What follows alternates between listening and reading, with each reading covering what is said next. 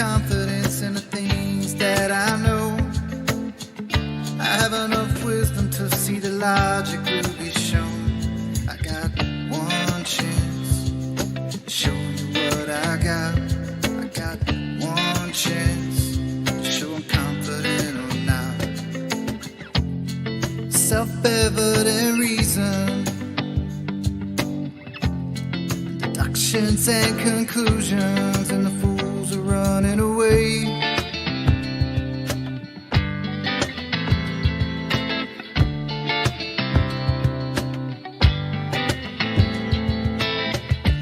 It's not what you say, it's only what you can prove. You better watch your step, you better mind your P's and Q's. You got one chance, show me what you got. You got one chance to show you confident or not.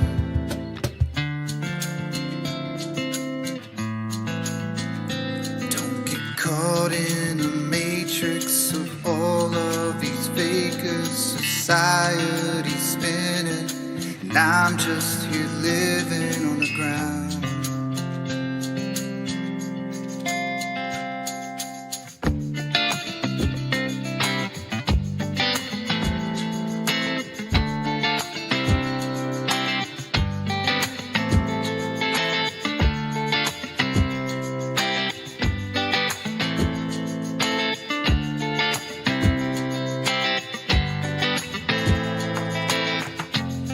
Self-evident reason, deductions and conclusions, logically thinking, and the fools are running away.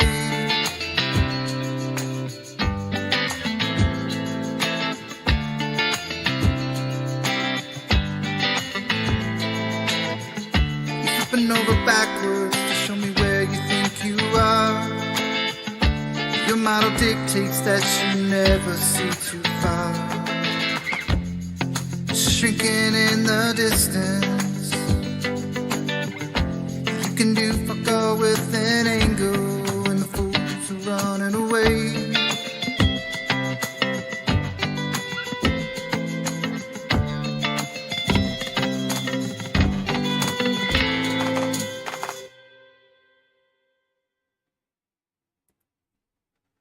And we are live. Welcome everyone, it is Thursday. What difference does the day make? Yesterday, is the poll still up? I hope so. I can't tell with them, I think. Yesterday we had well, it was meant to be, it was billed for the proofless logician to come round, and he didn't. Is the poll still up? Can you guys see it on the YouTube? No, I can't see it. It was there and then it wasn't there. It's gone. Yeah. Okay, I'm gonna have to put it back up again. In YouTube, I see it.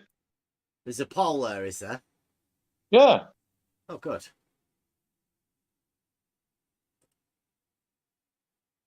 Let me check. Maybe there's a glitch on the iPhone again. Yeah, that's what. Yeah, it's there for me. Thank you very much. 71% yes. Wow. Must be a lot of right, well then. I guess we better go over what it was. So on Saturday we had the proofless logician come in. Now he said afterwards that he was going to be coming round on Wednesday to finish it off. So I didn't put out the one from Saturday because we were going to put them out together. But since he didn't come around yesterday, when he said he was going to come round, we obviously didn't go over whatever it was that we were going over. So the thing is that Betty came round on Saturday already to have a conversation about something, and as you'll see, he came round on Saturday, and he said he was going to come round yesterday to present something. Obviously, he didn't turn up. Betty didn't come. So we're going to go through a few comments. I'll put this on. These are the comments, so we can get this over and done with. These are the comments that everybody... So as long as the poll's still up there. And...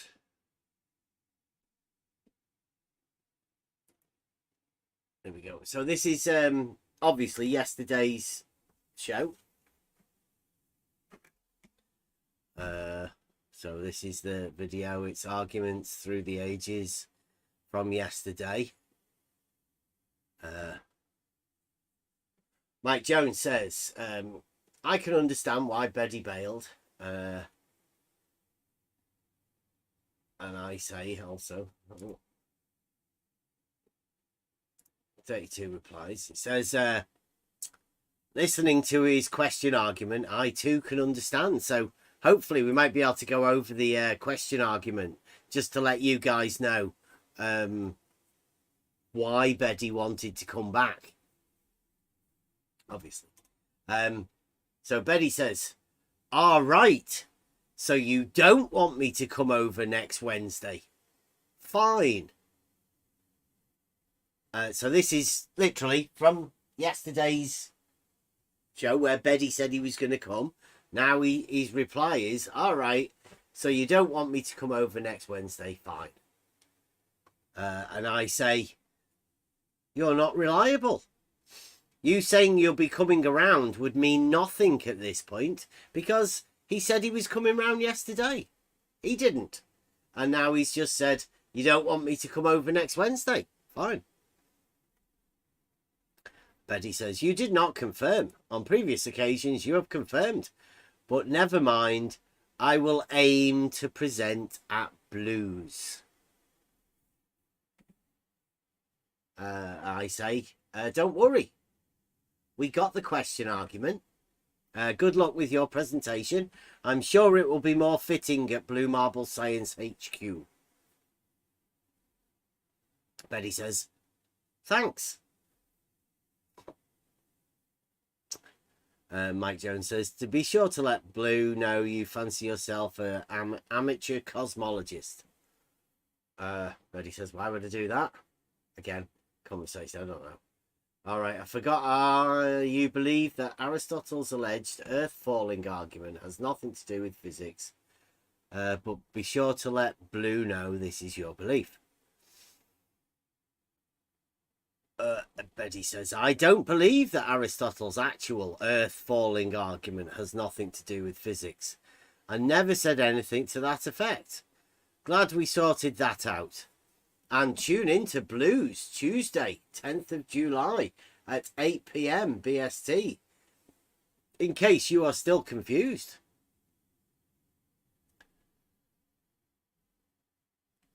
Now you're back to conceding that Aristotle's alleged earth-falling argument has something to do with physics.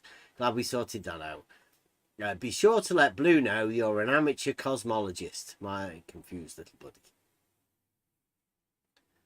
Betty, I'm not back to conceding. No. Blah, blah, blah, blah, blah. Trapped you, no corner. Aristotle. Shadow Falcon.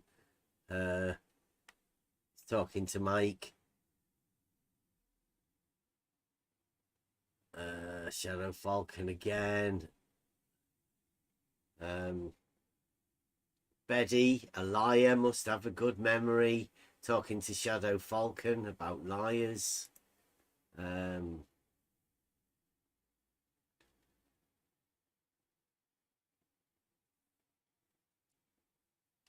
Still trying. Yep. Shadow Falcon's come in and got involved with Betty. Part of a team. Is this one from Betty?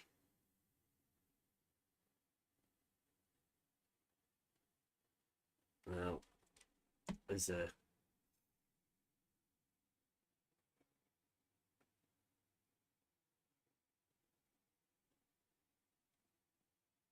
And this one, I had something prepared, but Bev never confirmed, so I didn't come round. I say, we know you didn't show up. Blue Marble Science, we know you never confirmed, and the title didn't mention Betty. Yeah. I say to Blue Marble, I hope he turns up when he gets when he gets to present his argument to you and your audience. Now this is where Kenny comes in. Betty's presentation was about Thomas Aquinas. It wasn't to prove me wrong, Kenny. So this is Kenny says, we already know you're wrong. No presentation needed. You've been recycling the same tired line for many years now. It's not aged well. Remember Betty's presentation. I say Betty's presentation was about Thomas Aquinas. It wasn't to prove me wrong, Kenny. I suggest you research the subject before commenting and showing your bigotry. Kenny says, I know what it was about and why it was being presented. So this is Betty's presentation on Saturday. Kenny knows what it was about. Mickey thinks he has done some sort of a point to make. Well, it was Betty came around here to do a presentation on Thomas Aquinas and Aristotle's question argument. Earth falling question argument. I don't know. Sort of. It's very strange. I was hoping to get a bit more out of it, but it looks like Blue's going to be doing that.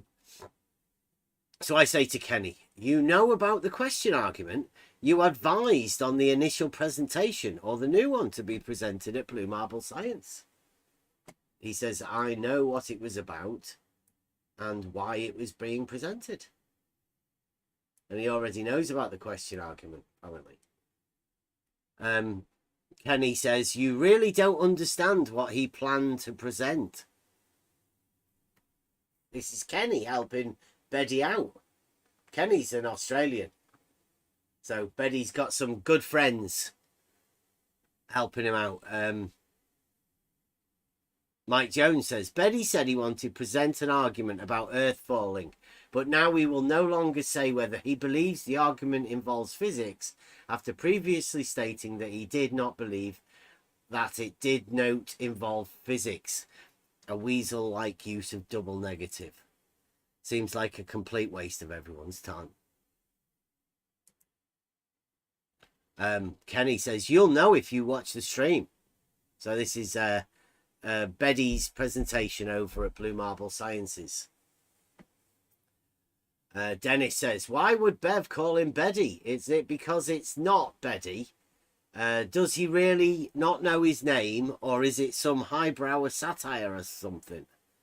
No, he's called Betty to me because that's what Rumpus called him the first time we were talking about him. Rumpus called him Betty. That's his name to me. If he wants to change it after the fact that his friend Rumpus has called him Betty, if he wants to call it EDBY and wants to call himself something else, that's up to him. Hey. Right, so now Betty's talking to Kenny about this. He says, the backstory here is pretty confusing in a nutshell. Remember, Kenny's the one that knows what Betty was doing for the presentation, and he knew why he was doing it. But Betty seems to have to explain to Kenny now. He says, I said this in an earlier thread. Cosmology is a branch of modern physics, by the way. Nothing to do with the commentary on Aristotle's texts. Ike said, it's fascinating to hear that you don't believe Aristotle's claims about a falling Earth have anything to do with physics. Oh. Where's that? Oh, did I just...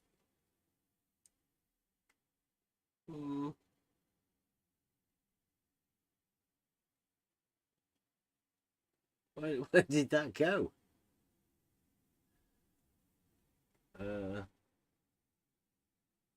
Need more. Here we go. Sorry.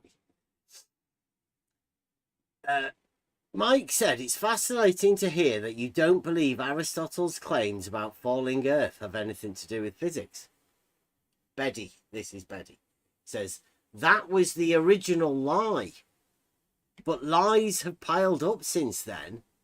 Note my reference to modern physics and Mike's admission of the adjective modern. I don't understand why he thinks I did not spot that.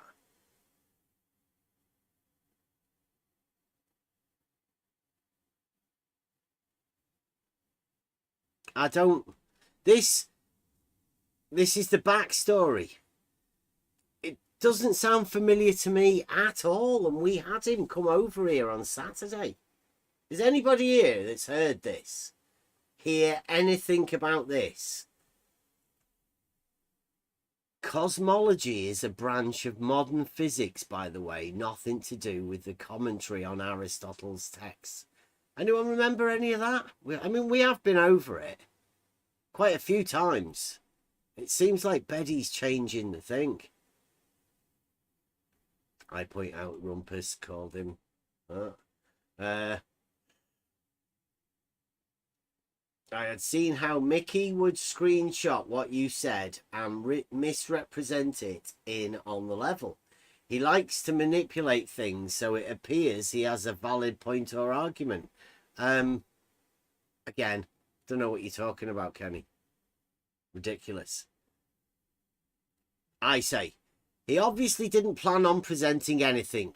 He'd already given us the question argument, which will get you, I think. I didn't get a chance to clip it, but I'll try and find it. I'm sure he's already explained that. I thought he'd embarrassed himself enough that he had to make a phone battery excuse to leave when the going got tough for him.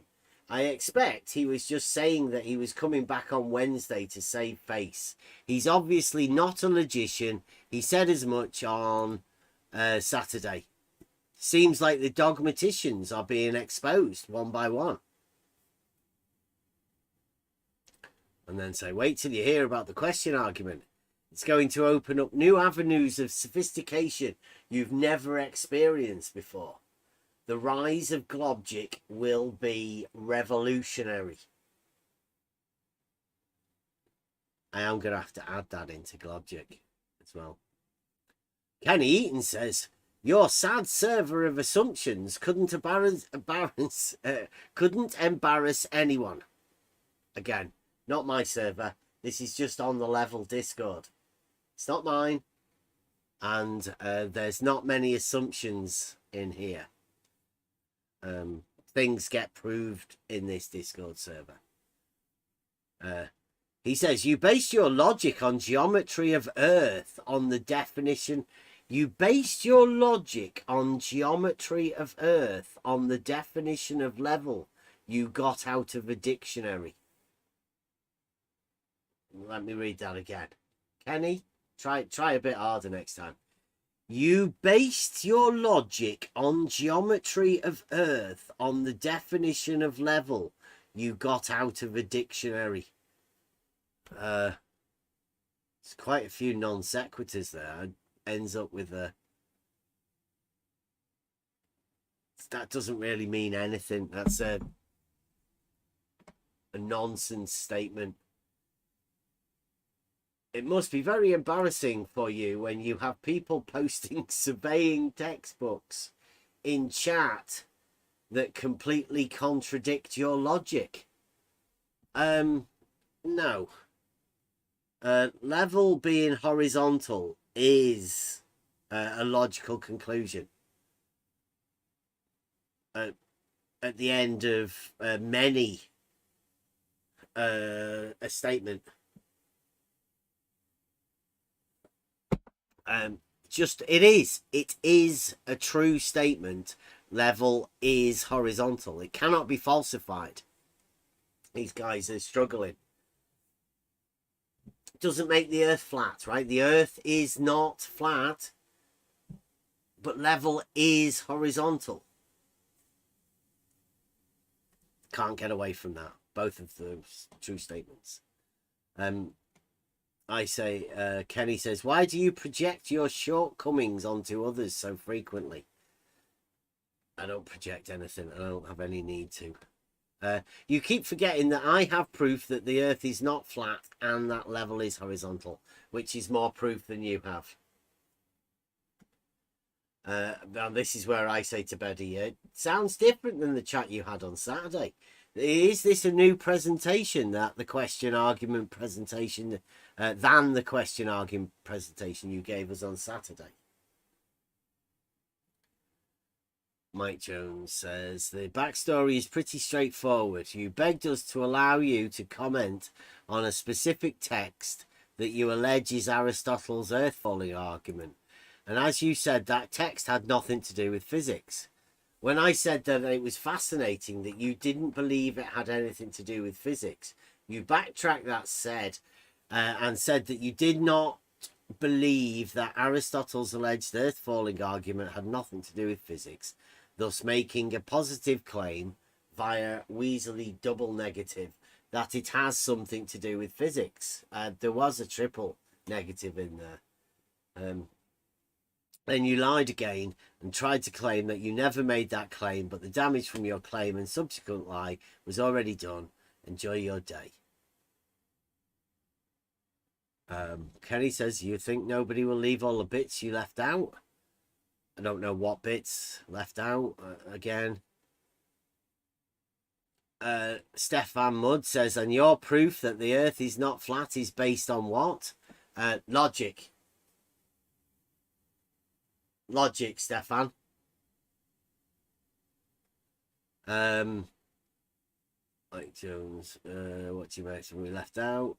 Kenny, I'm not going to speak for Beddy. He's perfectly capable of correcting you if he deems it worthwhile. The rest of us are capable of reading and see how you leave out context and deliberately misrepresent statements. It's what you do. Seems you're the only one left unaware. These guys do change their statements and say that you've read it wrong when you're reading it out. He said, you never provided evidence that a level line doesn't deviate from horizontal. You never will. Either. You're incapable of doing so, as your proof is a worthless assumption. I'll read that again.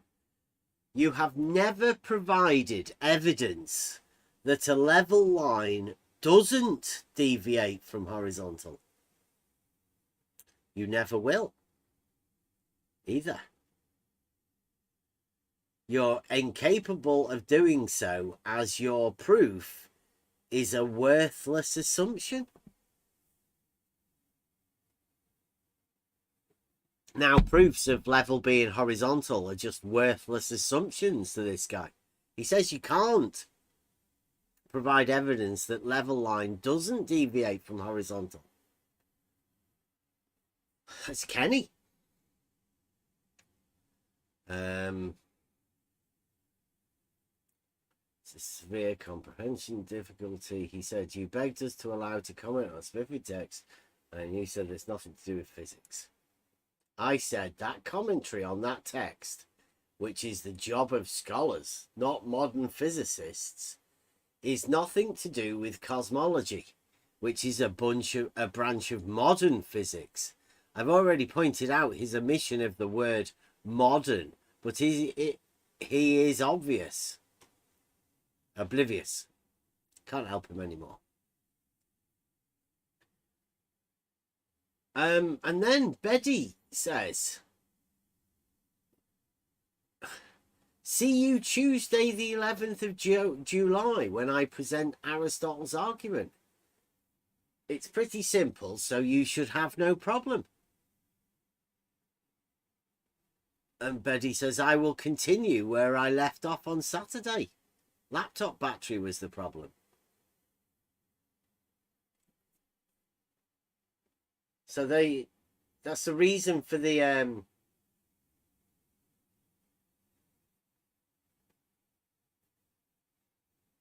is it when Betty says, see you Tuesday the 11th of July when I will present Aristotle's argument. It's pretty simple, so you should have no problem. That's on Blues, right? That's Blue Marbles. Is it? Anyone? Somebody help us out here. What about you in the chat, guys? Do you think Betty...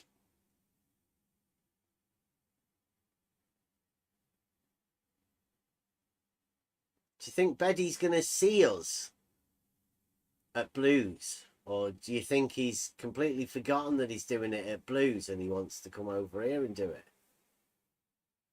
He did say he was going to come round yesterday. And he didn't turn up here. So, what's Betty saying there? I will continue where I left off on Saturday. Go on, sorry. If yeah, I was just gonna say, if your battery died out, fair enough, it could happen. I mean, you could have used the cell phone and maybe, like texted, I can't come in, I can't make it today. I don't know. I'm just saying.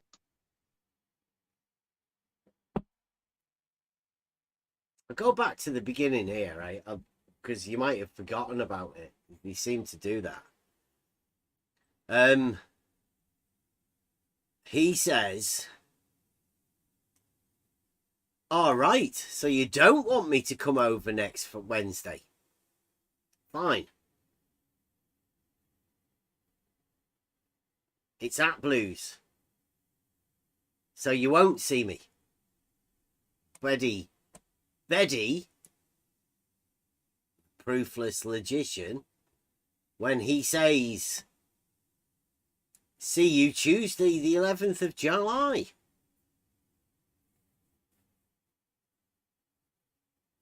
Well done, Betty. So you're not coming here. Good.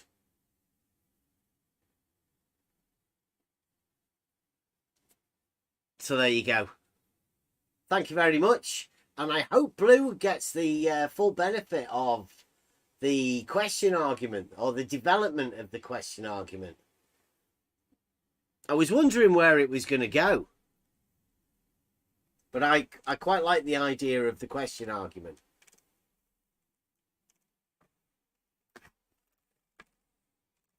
He'll be better off doing the thing. Betty is much better off doing this sort of thing over at Blue. So thank you very much, Betty.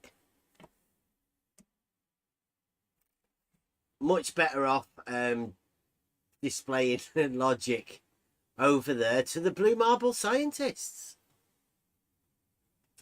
Especially this one is a very, very, very, very good argument as well. I think he's heard about the Dell and Nathan Oakley.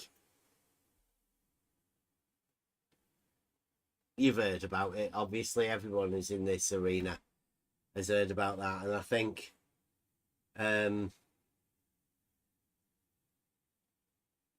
Betty wants to get Blue Marble Science and Aristotle involved in the... is it up or down? It's like going up or down. I don't know. You best get Dell involved in it. Tell Nathan Oakley that Betty is gonna be joining in now. Oh, that screen's miles off, isn't it? I'll put it back on this Discord for a while. Just going to sort this out. so you guys can go over the question argument.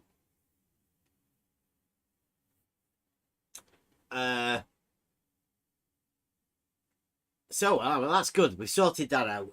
So how's the chat, the quiz coming? Is anybody sorry, the quiz, the poll, is it changed? Is it swinging one way to the other now, or how many more chances do you think it's worthwhile to give? I mean, I think Beddy's had his chance when you hear this sort of stuff from later. Right. Okay, so like we say, Beddy did come in. I don't think you need to look at any of this sort of stuff, so we'll go over it like this.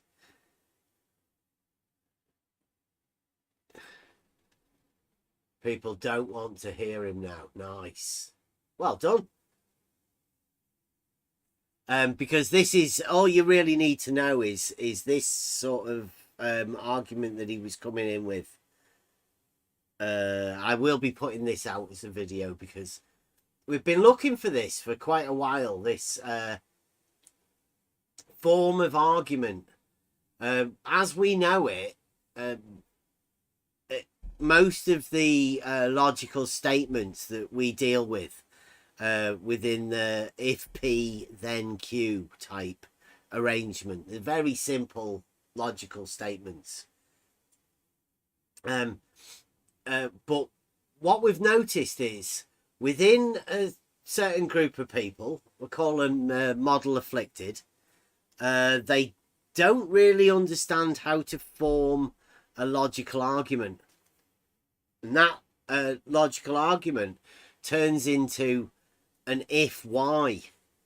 And we've heard it many times before.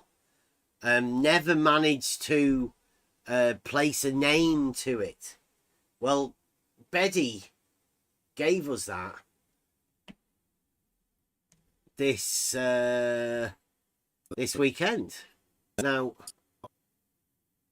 I'm just going to have to try and skim through some of this because I think it's somewhere around here. Just bear with me if you hear some chatting now. Assume objects made of earth, if unimpeded. A bit before that. Argument for the monad. Oh, a bit before that. No, you need to connect, Buster. You need to connect the argument up. First of all, he's saying, well, does the earth fall like a rock? Who they are saying as like valid or like you find what they're saying as, what's the word I'm looking for? So do you take as what Thomas Aquinas says as evidence? The argument here is that about the shape of the earth is that if the universe were not spherical, if the earth were not spherical, it would have to fall. So the question is why heavy bodies fall, but the earth doesn't fall. Why is that? Well, it must be. So it took us a while to get to this. Yeah, I don't like reading YouTube comments, but we have to get round to this. So this is the original conversation that Beddy had on Saturday. He came in here and had this conversation because he wanted to, like he said, I'm coming round on Saturday and I'm going to talk to Mike Jones. It's 5 a.m. over there at Mike Jones's time. So Beddy came in here to have a conversation with Mike Jones. Well, Mike Jones had enough of Beddy, didn't really want to talk to him, and now we are talking to Beddy. But the initial conversation was around Thomas Aquinas, who we actually went over when we did the philosophy, 1400s, a Catholic priest. I think he's a saint. It's Saint Thomas Aquinas, sainted. Yes, yes, and doctor of the church. Yeah. So he supposedly, Beddy's come around to make an argument that Thomas Aquinas gave or reproduced from Aristotle. Now, highly dubious about this argument, but that's what Beddy's talking about right here now. This is an argument supposedly, purportedly, coming from Thomas Aquinas or Aristotle, but mainly out of the mouth of Beddy. So this is a Beddy argument that Beddy tries to pass on to these other saints. Saints and like geniuses, Aristotle, as though that Aristotle and Thomas Aquinas can Beddy can be the voice of these giants of the past within argumentation form. So this is what Beddy's doing. Beddy is trying to formulate an argument live, whilst trying to pretend it's somebody else's argument and give validity to the argument by putting a name behind it. But like we've always said, we here just deal with the advanced simplicity. So we're only bothered about the argument and how the argument is portrayed.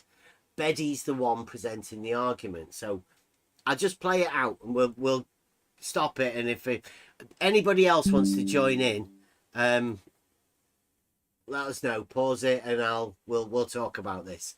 So this is Beddy presenting the argument now. He will be going to Blue Marble Sciences to finish this argument off next week. I say good luck to Blue Marble Science. I think Aristotle introduced this argument. It must be because everything is attracted towards the center. Okay, so I have time to finish De Cello, because now I am reading De Cello, Aristotle's De Cello, because I couldn't find a commentary in English or translation of St. Thomas Aquinas commentary, but actually I am reading De Cello, so... What's it looking like? Physics?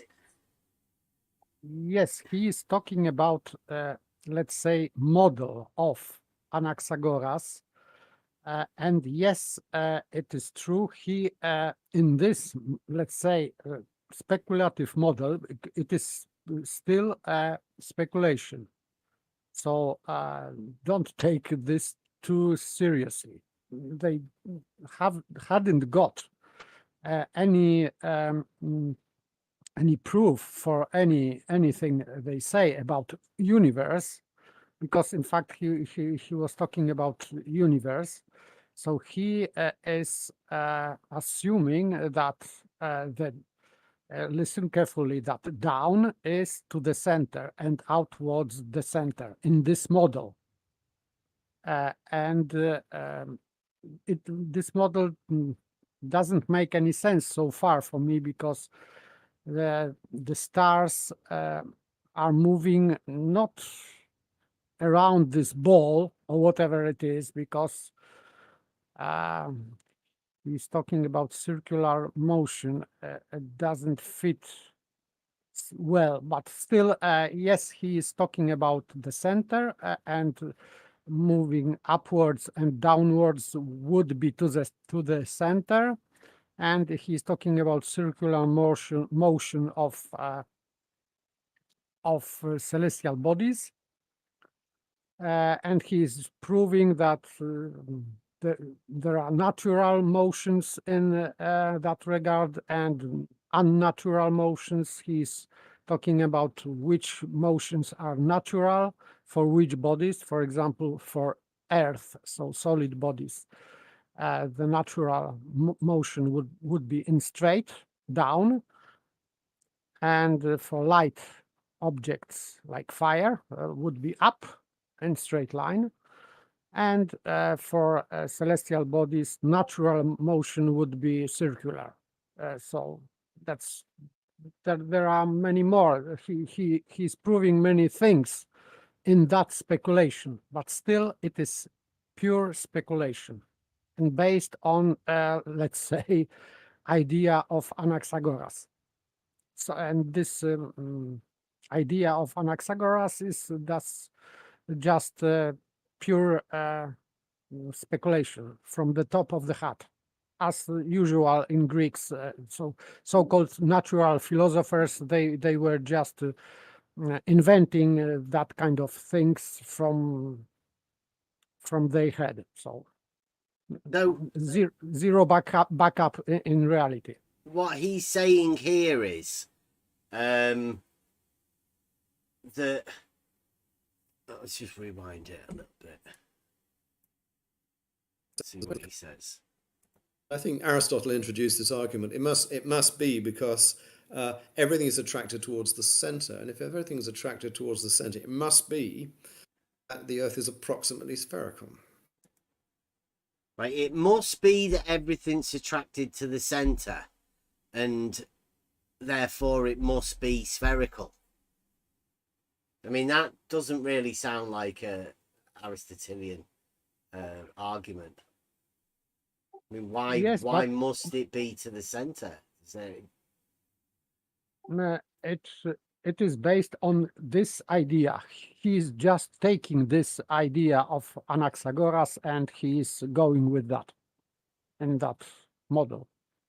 So yes, that's true. He's doing that in this work, Decello. It must be to the center.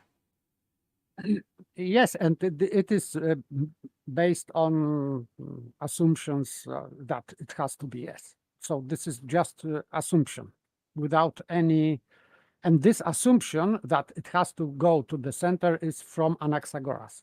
So this is not his own, but he's just going with this idea, and he's trying to make it logical. What logic would flow from that? So, but he is, of course, as usual, he is making this reservation that, of course, if better theory would explain that, so it means that this is only like opinion. As I said, he many times is using that words that this is matter of future investigation or something like that. So he knew that this is pure speculation. So nothing more. So he's going into Narnia and he's talking about Narnia in logical way. That's all.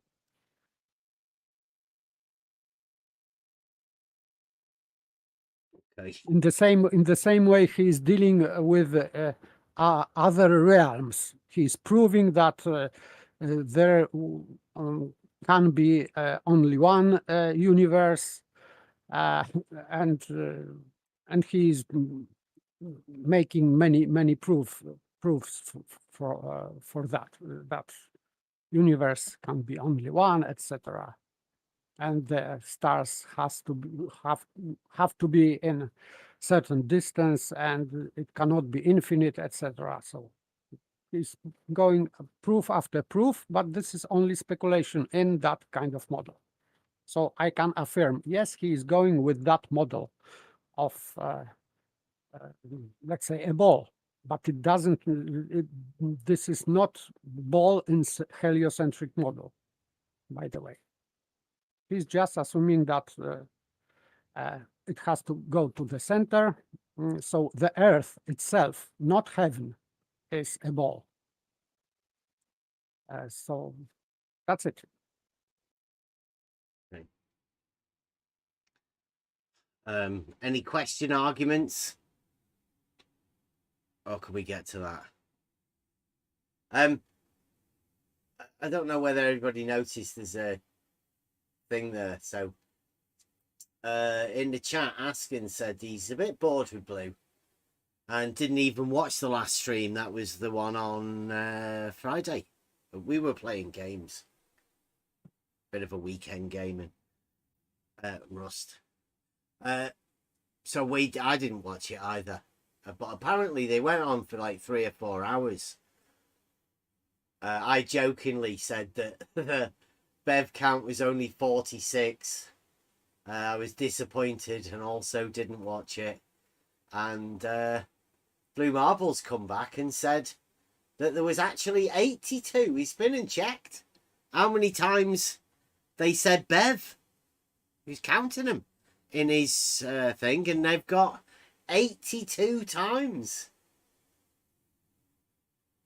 82 times they talked about me. They said my name in the show that Blue Marble Science did on Friday.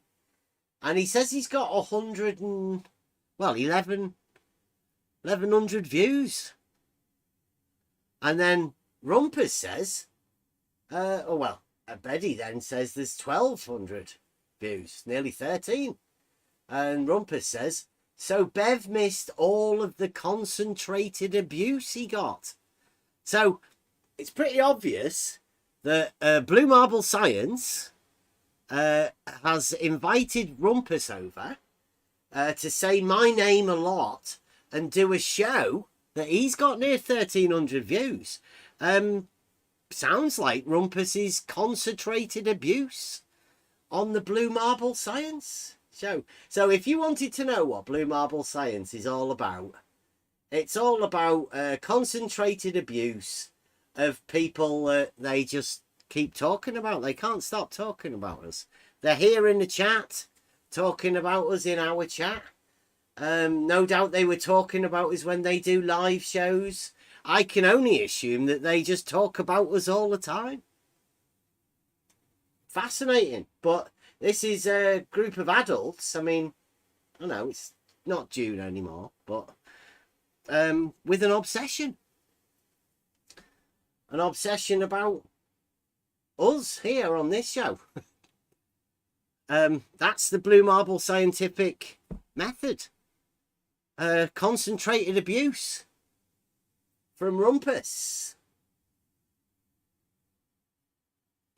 Excellent, Rumpus says. Ha ha ha, excellent. They got away with concentrated abuse of somebody who wasn't even watching. Doesn't even give a shit. Blue Marble Science. Thanks for joining, Blue. See if you can get another show. See if you can go a show without mentioning us at all. See if you can do that. Actually put some science together or something. Try and not be obsessed about other people. Okay, so we'll get back to Beddy's question argument and how to formulate an argument from somebody else.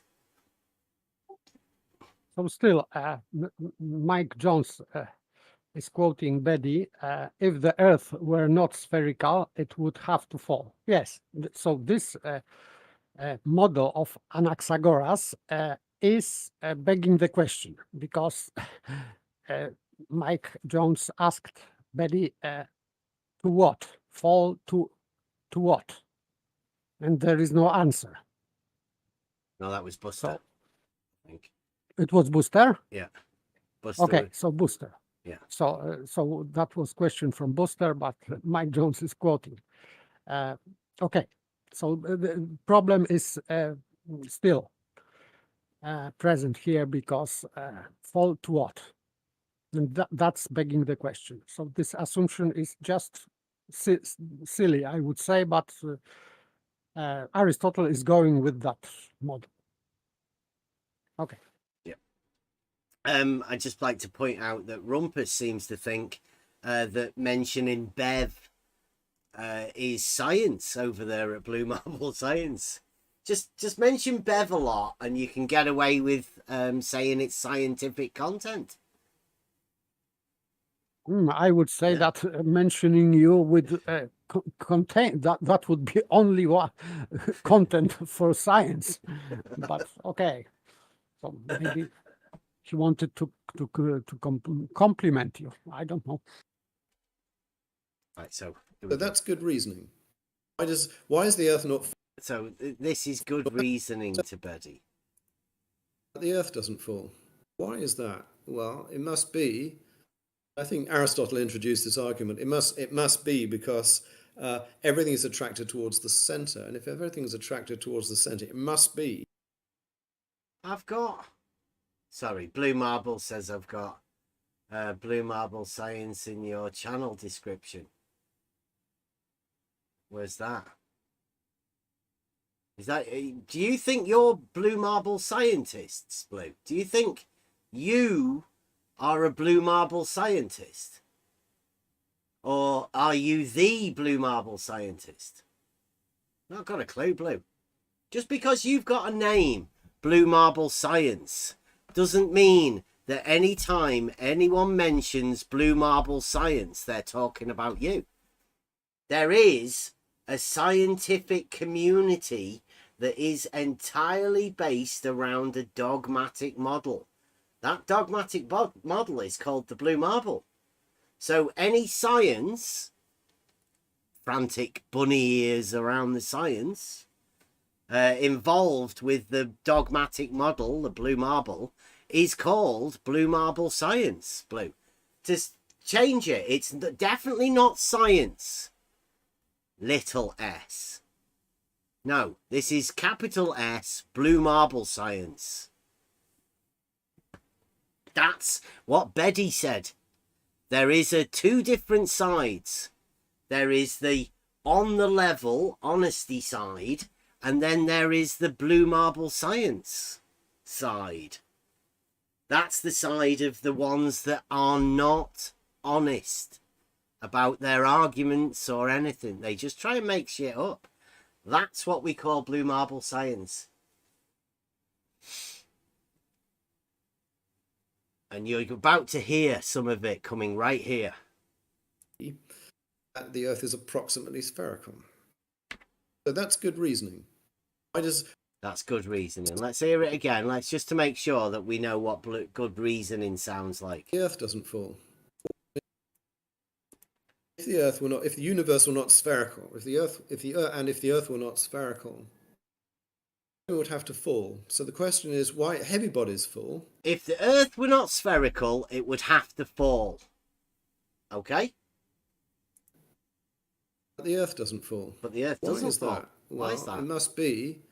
No, I think Aristotle introduced this argument. Argument is silly itself because fall to what? Yes. So this answer that it has to be to the center because it falls to itself. The monad. Yeah. Yeah. So, It's the argument to the monad. This is the one that starts it off. yes, This is what Betty says is good reasoning. No, this is silly because Aristotle is saying in his work that the Earth, so solid object, because he is dealing with four elements, so fire, the lightest, air, light, water, heavy, and the heaviest is the Earth. So he is saying that Earth is falling down to the Earth. So rocks, stones, etc., are falling to the Earth, but they are falling not to itself. So rock is, I'm telling that rock is not falling to itself, but Earth is falling to itself. This is, for me, this is just nonsense. But okay, this is what model dictated. And that was, as I said, Anaxagoras model. For me, funny, silly and stupid, but okay, he's going with that. Okay, well, let's let everybody listen to this, the way he formulates this argument. Okay, so let's listen. About the shape of the Earth is that if the universe were not spherical, if the Earth were not spherical, It would have to fall. So the question is why heavy bodies fall, but the Earth doesn't fall. Why is that? Well, it must be. I think Aristotle introduced this argument. It must be because everything is attracted towards the centre, and if everything is attracted towards the centre, it must be that the Earth is approximately spherical. So that's good reasoning. Why is the Earth not falling through space infinitely? Well, because everything falls towards the centre. Then it won't be falling. Center of what? Centre of the Earth. Okay, so Betty thinks that's good reasoning by saying if the Earth isn't spherical, then it must fall. But the Earth is not falling, so why's that? That's good reasoning to Betty. We're going to follow up now. Buster's asked, falling towards what? He says the Earth. But it is the Earth. Okay, I'm not hearing baby and the stream, so. Well, yes. Are you in the... You guys can hear it, can you? Is it? Or... No, maybe. Let me change windows. There you go. Oh. That better for you? Okay, let me put that back then. Just so you guys can hear it. It would have to fall. So the question is why heavy bodies fall, but the Earth doesn't fall. Why is that? Well, it must be.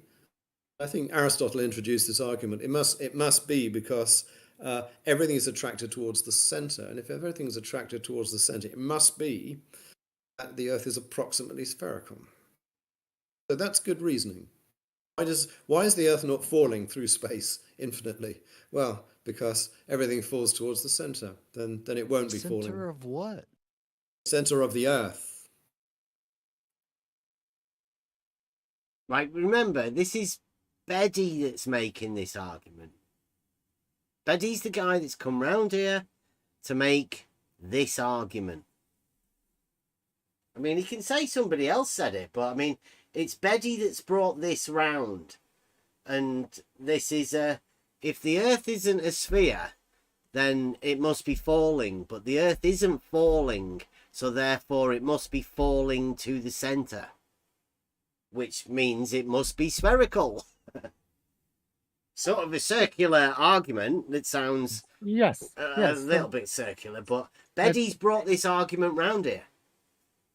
Well, this is nonsensical because, as I said, body falling to the earth like rock should, in that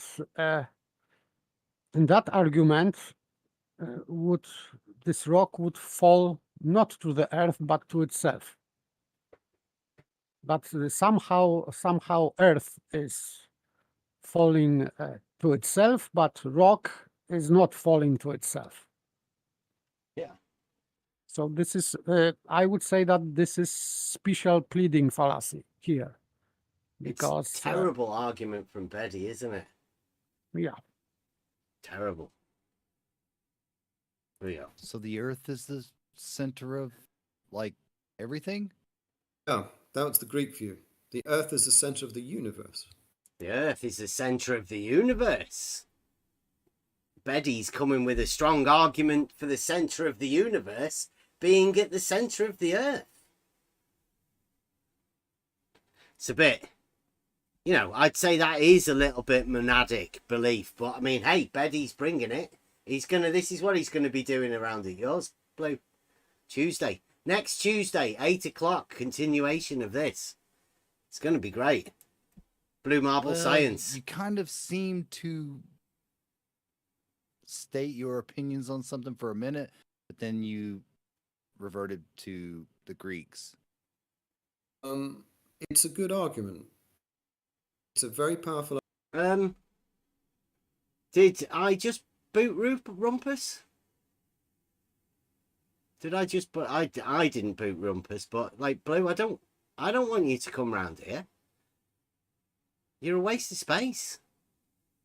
You're scientific method is a load of bullshit. I don't want you to come round here, Blue. But you do. You keep coming into the chat. You keep mentioning me all the time. I do mention you because you're in the chat, Blue, saying stupid shit. I do not want you to come in here, Blue Marble Science. Go back to your own channel, Blue. I didn't even come and watch your show. Nobody over here cares about Blue Marble Science. It's hilarious when you get together. But like we say, I don't know many people that did actually watch what you were going over on Friday.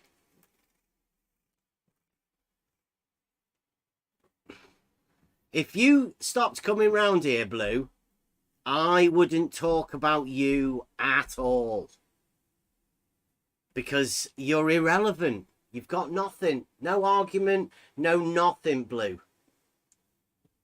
At least Betty came round with a question argument. Blue's got nothing. We'll go right back. Sorry about that. We go. Carry on with Betty's Saturday morning question argument formulation. State your opinions on something for a minute, but then you reverted to the Greeks. It's a good argument. It's a good argument. It's a very powerful argument, and I like that. You know, either the Earth. So it's Betty's argument. This, he endorses it. It's a good argument stated by Betty. Sounds fucking rubbish to me. Circular argument, full of holes, but Betty thinks it's a good argument. Suspicions are starting to arise now. Is falling. The Earth is falling? Yeah. Towards what? Either the Earth is falling or it's stationary. If you believe the Earth is stationary. The Earth is falling towards the center of what? No, the Earth is just falling. If there is no center, then the Earth will just be falling perpetually because heavy bodies fall, and the Earth is a very, very, very heavy body. Okay, so do you hear that? It's worth pointing out again. We're worth going over again. This is Betty's argument. Here we go. Yes, I can comment on that because Aristotle, when he was talking about this universe, and when he was speculating about existence or possibility of existence of other universes and how they would affect each other. So he said that between them would be no matter. So like vacuum, which he of course said that it's impossible. But and all ancient world held that position that vacuum is impossible. So I'm talking about that because there is no medium. And Aristotle is talking about that the water is heavy in respect to air, but is light in respect to the earth. So he knew that there is relationship between densities. So and that water is medium and air may be medium. So it would be impossible because if around the universe there is nothing, so there is no medium. And below that medium would be something else. So Booster's question is standing still because there is no reason why this universe or Earth would fall. No answer, and absolutely you would not find that in Aristotle's work here. So this falling universe is just, I think, invention of Bedby, or maybe he took that from maybe some ancient Greeks, not from Aristotle. and he's trying to defend that, but this is nonsense. And it is nonsense even when you take into consideration what Aristotle is talking about in his work.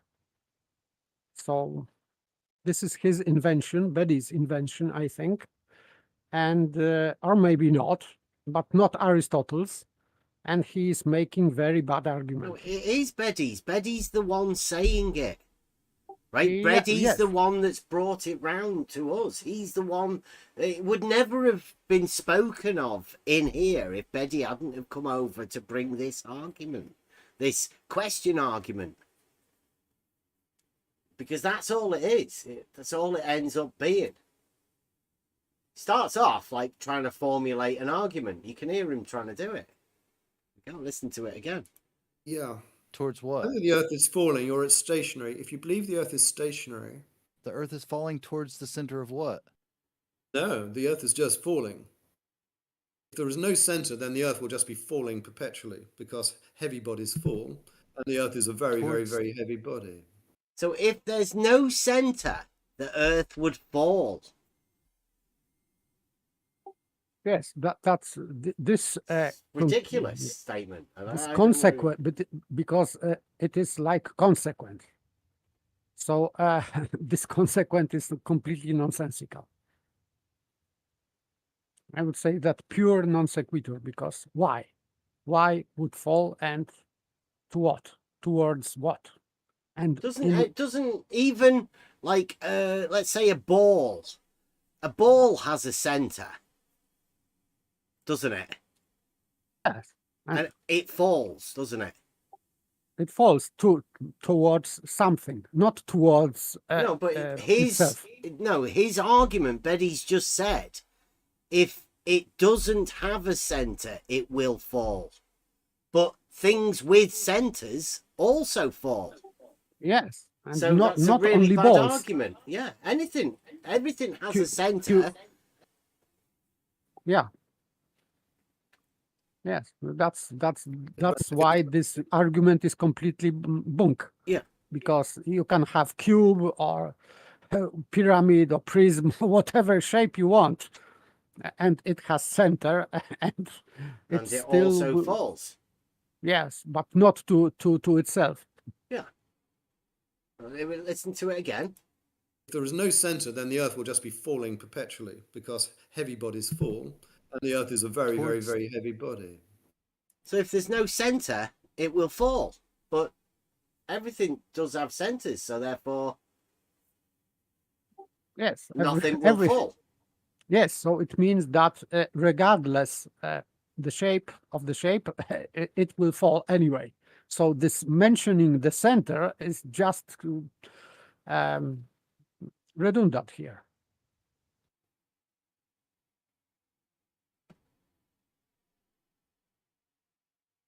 Blue Marble, I have never slandered you, Blue Marble Science. You're just a YouTuber, Blue. Why would I ever need to slander you? You're the one that slanders the shit out of me, or you let other people slander me. You admittedly slander me 82 times. You mention my name 82 times. And you let other people come in. You let your chat talk about it. You do all of that.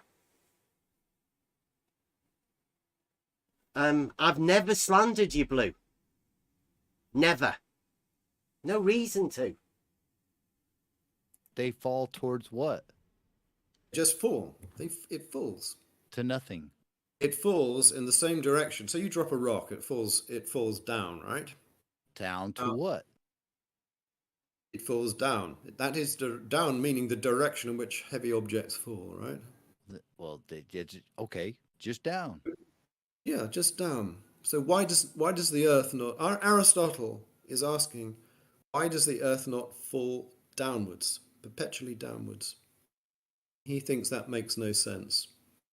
I think that's a solid reason.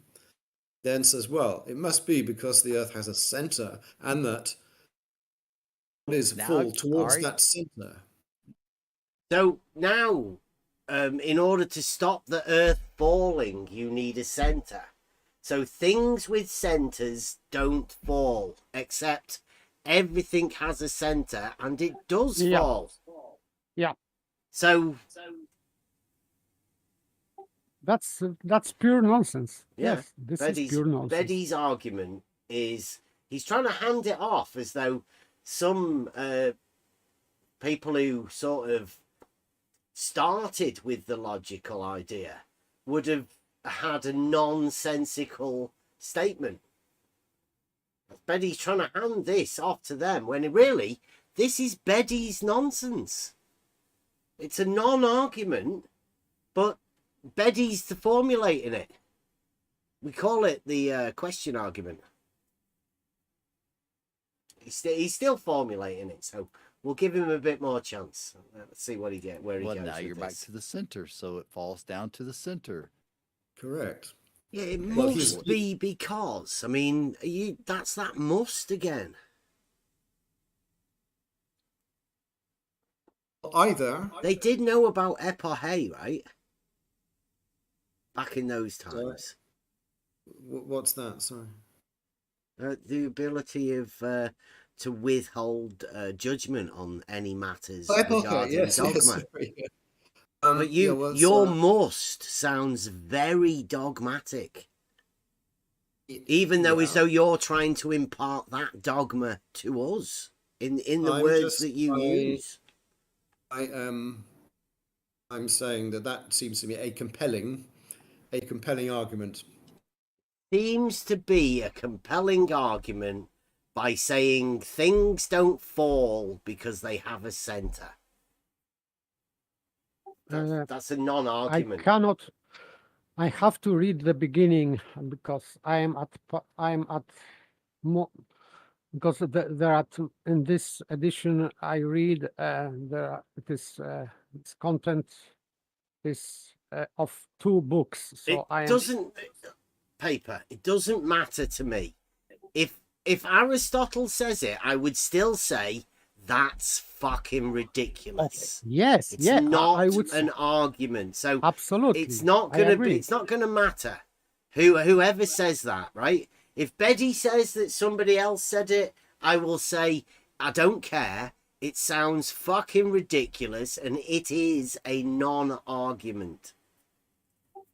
But still, I cannot find it. I have to read once again because I don't want to misrepresent or Bebe or Aristotle. But as far as I remember, this particular argument is not in this book.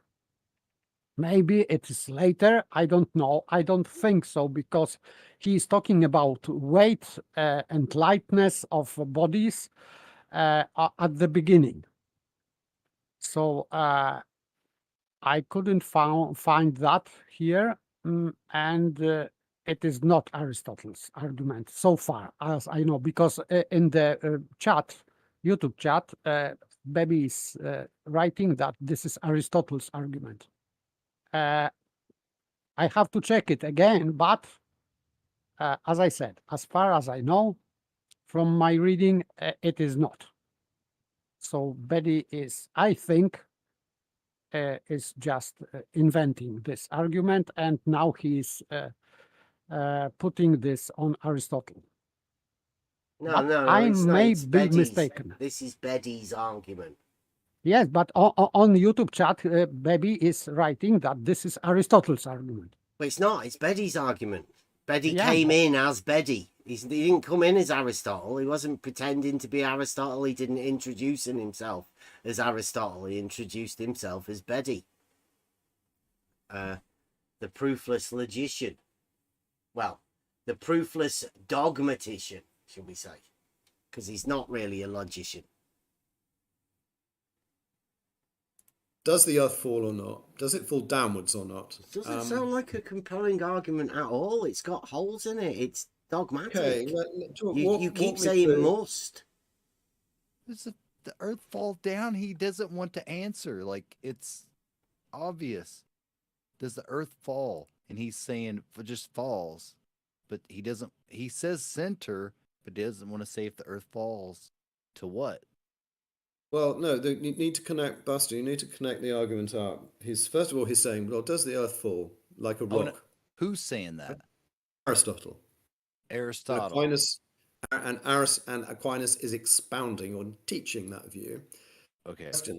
Question: does the Earth fall like a rock? Well, that's kind of odd, because if the Earth is falling like the rock, why didn't they fall together? And why doesn't the rock sort of hang in midair? I'm pretty sure he should be presenting this over at Dell's. It's probably would be the best place at the minute. Dell and Nathan Oakley are going on this. Either present it at Nathan Oakley's or present it at Dell's. It'd go well with either of them, really, I think. The falling argument. Sounds ridiculous to me, but all based around a centre. Yeah. Imagine you're being dropped on a big bungee sort of rope and being dropped with a fridge. What do they fall towards? I don't know. He's simply asking the question, does the Earth fall? We know that the rock falls. Do we agree on that? We drop a rock and it falls in a certain direction. Do you agree? I would agree that, yeah, like you if you tied a string to a rock and you hold it, you'd have yourself a plumb line. Yep. Correct. Yep. So Yep. we agree that heavy objects like rocks, Earth, fall in a certain direction, which is the direction of a plumb line. We agree that. Let's start with where we agree. That's what we can know that. Like we can know that. Well, wait. We can know that we drop a heavy object from a string and it's vertical. If we let it go, it will fall. Do heavy objects fall when unimpeded, with nothing holding them up? Yeah, you drop them. Yeah. Do they fall? That is the question. Do they fall? What's Obviously. The inclusion of the word heavy would signify something other than, not heavy. Yep. So light. So there's a differentiation between heavy and light. Yep. Okay, That's so right. The differentiation between heavy and light would be the direction in which it falls, or the medium that it's in. So we agree that certain types of objects fall downwards, and we call those heavy objects. So that's earth and water. Well, they did know about Mercury, didn't they? Did they? Oh yeah. You say they didn't know about Mercury? No idea. Okay. So let's suppose that they did know, because Mercury is existent, right? And then those heavy things would not fall down, would they? So would they know that? Or is there a possibility that they wouldn't have actually have known that? Sorry, what's the point about Mercury? I didn't follow that. I'm not disagreeing, I just didn't understand. Well, within the medium, like let's say water, right? These heavy things that fall in air, they don't fall in water. So would they know that heavy things fall down? Or would they say it's dependent upon the medium? I don't know enough about what they said about that. How does this connect with Mercury? Will fall in water, won't it? Yes, but heavy things will not fall in Mercury. Correct. Okay, so I see your point. This idea of you're saying that things actually do that, but it depends. Yeah. It's dependent on the context, isn't it? Highly dependent on context. Yeah, so did the Greeks know that some very, very dense objects like Mercury can also... Well, what about a tree? A tree falls on the land, but in the water it floats. Correct. So yeah. they would obviously have known that, wouldn't they? So coming back to the argument is certain type of earth falls. Let's just say earth falls. Forget heavy. Earth falls downwards. Yep. Premise 1, earth falls downwards. Premise 2, earth is made of earth. So Beddy's formulating this now. He did say premise 1, premise 2. It's as though he's trying to formulate an argument, a syllogism type thing. 2 premises and a conclusion. Back again, we can hear this. So coming back to the argument is certain type of earth falls. Let's just say earth falls. Forget heavy. Earth falls downwards. Yep. Premise 1, earth falls downwards. Premise 2, earth is made of earth. Yep. We agree. This is Beddy formulating this argument. Yeah. Earth falls downwards, premise 1. Premise 2, Earth is made of earth. Yeah. So, Okay. where we going with the rest of the argument? Come on, Beddy. We're on that. So the question is, why doesn't the Earth, which is an absolutely massive object, incredibly massive, why doesn't the Earth fall downwards? So the question is, it's a premise 1, premise 2 question. Yeah. Yeah. So it is silly because in the first premise is a conclusion, because Earth, this small Earth object, is falling towards Earth. big Earth, let's say. Yeah. So Earth is Earth. this big Earth should fall towards even bigger Earth, and so we are starting infinite progression, which is complete nonsense, because this big Earth is one, supposedly, and Aristotle is talking about, and he is proving that the Earth and this with the heavens, etc., is only one. So we cannot. This Earth cannot fall towards anything. So it means that it cannot fall. Just it. Yeah. But this argument collapsed completely, and I still, because I'm still reading right now again, and I cannot see this kind of argument here in Aristotle's. So this is, I would say, his own invention. Yeah, it doesn't sound like it's not an argument. So I would say this is entirely Beddy's. I mean, he is the one presenting it. Stefan's in the chat.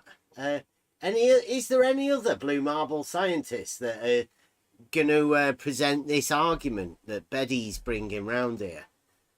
Premise 1, premise 2. It's sort of formulated like an argument, but it's got premise 1, premise 2 question. But he's still formulating it, so give him a chance. I think he has a few goes at it. So here we go. Here's his next one. It is the Earth. You've just said that. Why would it need to fall? It is. I will state the argument again. Here we Premise go. 1, objects made of Earth fall downwards. Premise 2, the Earth is made of Earth, and it's very, very, very big. Added very, very big. And you have a question, why doesn't the Earth fall downwards as well? Sounds like that's a question. Again. See what he says. Premise 2, the Earth is made of Earth, and it's very, very, very big. And you have a question, why doesn't the Earth fall as well. Sounds like that's a question for you. Like I say, epoch. Hey, it's a ridiculous question as far as I'm concerned. Okay. So you can dismiss the question because how it yeah, seems how have you ridiculous. tried to answer that? I would answer it. Well, Aristotle answered it. So I'm coming back to Aristotle's view. Remember, it is Beddy that brought this argument round here. It's not an argument. It's two statements and a question, which definitely is not an argument. So before you start thinking it might be a valid argument, it is not. And now he's repeatedly going back allegedly to Aristotle. Mm-hmm. I have moral certitude that it is not present in Aristotle's work. It's not an argument. So for him to state it's an argument, it's not an argument, Betty. And it is not present in Aristotle because he is putting this burden of proof on Aristotle, that this is Aristotle's. No, it is not. It is not. I gotta say, I've heard some dumb stuff in my life and in the past couple of years, but this one is really up there. Earth is made of earth, and why isn't the earth falling? A logician uttered those words out of his mouth? That it's astonishing to me. And I can't believe he's it. trying to hand it off to Aristotle, right? He's trying to say It's amazing. It's not me, it's Aristotle. It's fucking ridiculous. Yeah. That's what total it is. And unbelievably ridiculous. Yes, and by the way, when he is talking about this Earth going down, this object going down is going already to this center. So it doesn't mean that the Earth should go also to something else. It doesn't mean that the shape of the Earth should be spherical for that. So it is completely unrelated to the shape of this object being Earth. So I don't understand. And of course, nothing to do with Aristotle. I would say that Baby cornered himself here. He's trying maybe on the fly to conjure some argument, but very poor.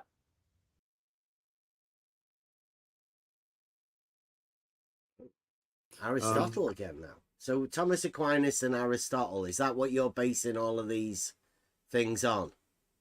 Aristotle's argument, which Aquinas endorses, Mike doesn't think so, but I say it does, is that the Earth is clear. He started Thomas Aquinas endorsing this bullshit non-argument. Like, gets even worse for you, Betty. You can't just hand shit off to big names and pretend they're shadow giants for your ridiculous bullshit non-arguments.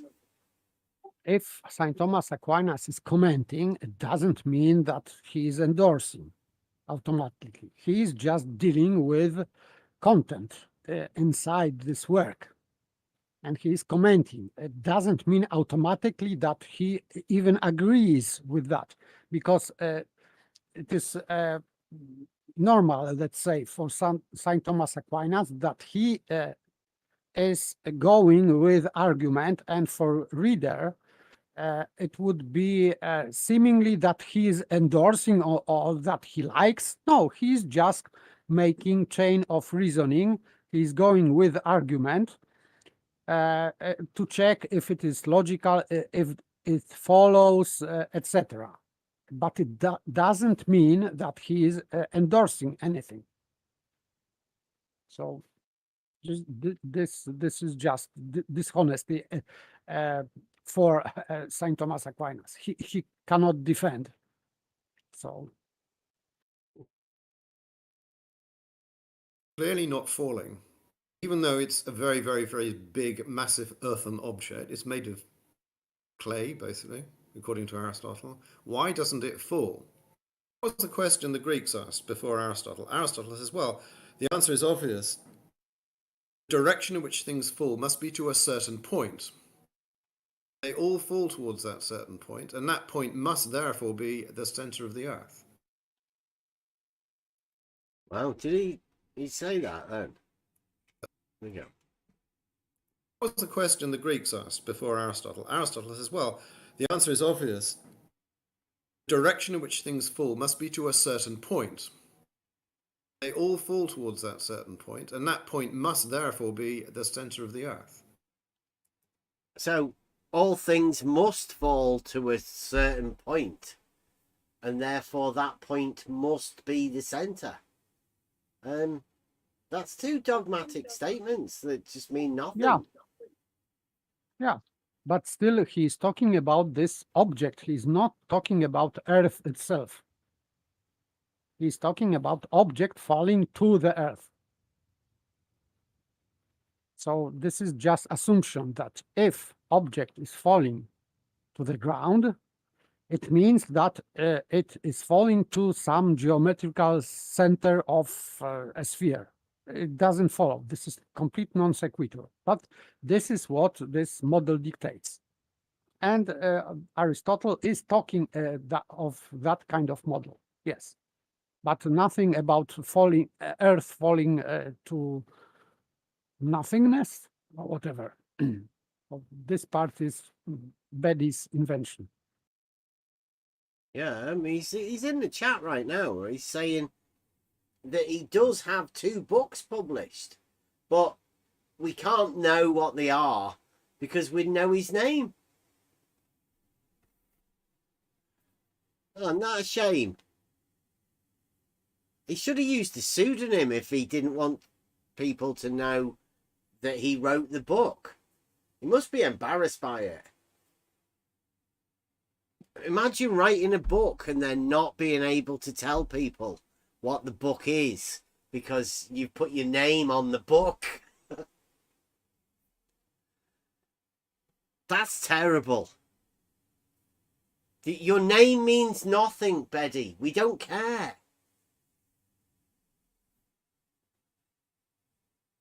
But, I mean, hide behind your name if you don't want people to get your book.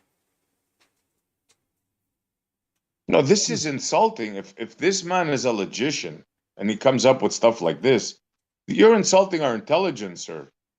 Well, no like wonder literally. He doesn't want to put his name to it. Yeah. Like I had enough of this dude. The gloves are off. Dude, you are not a logician. You're far from you are anti-logic. Like I never heard of a dumbest statement in my whole life than what you just said now. What you just read out or typed or whatever. And yes, he's now trying to defend. He's saying, having established that every object must fall to a single point, he has a separate argument to show that the Earth must be naturally spherical.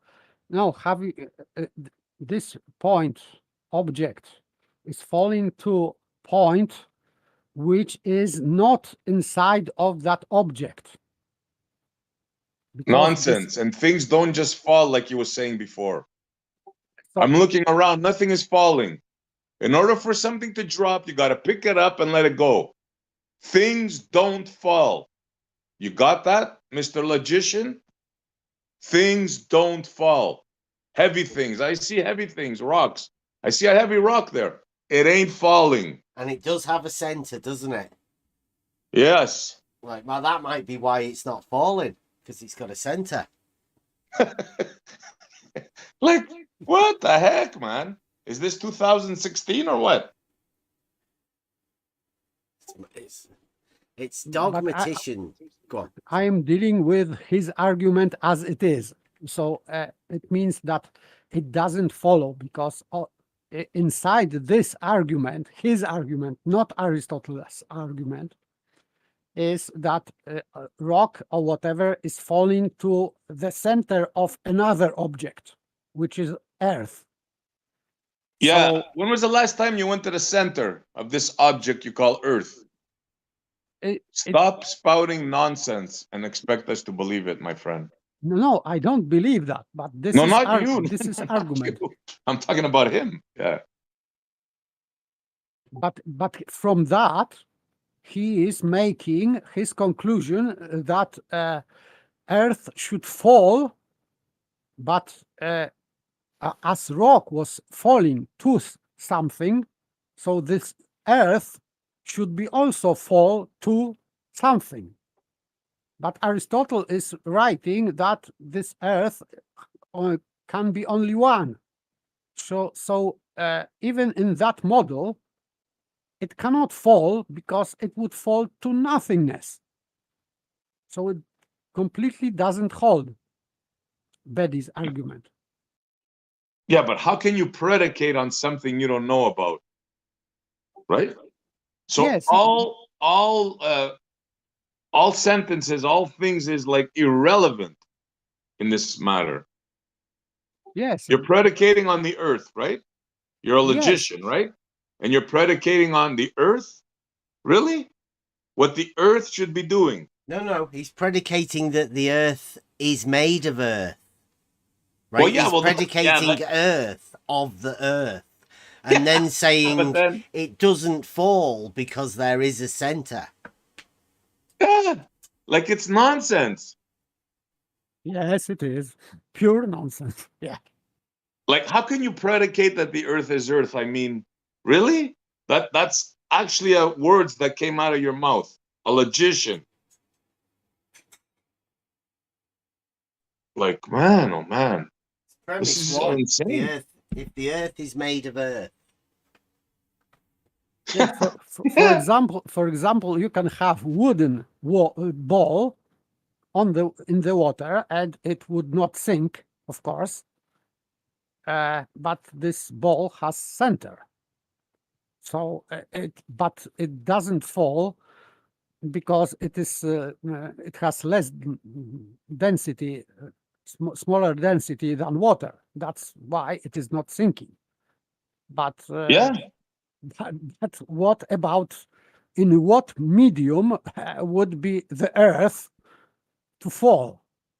So Exactly. Well, Bev explained it perfectly with the tree, the water, you know. And Aristotle is talking also about that. Yes. So Aristotle would have definitely known that. That's the point I was making, right? It's not special sort of pleading or anything. It's something that most people know. Like you're trying to tell us some philosophical thing that you discovered that things fall? Like, really, dude? Or some philosopher in the past discovered that things fall and didn't realize that in water, objects behave differently, like medium dependent? Really? You went to school for this? Really? It's like I'm sick and tired of these brainiacs trying to tell us what is, you know, when clearly they're in fantasy land.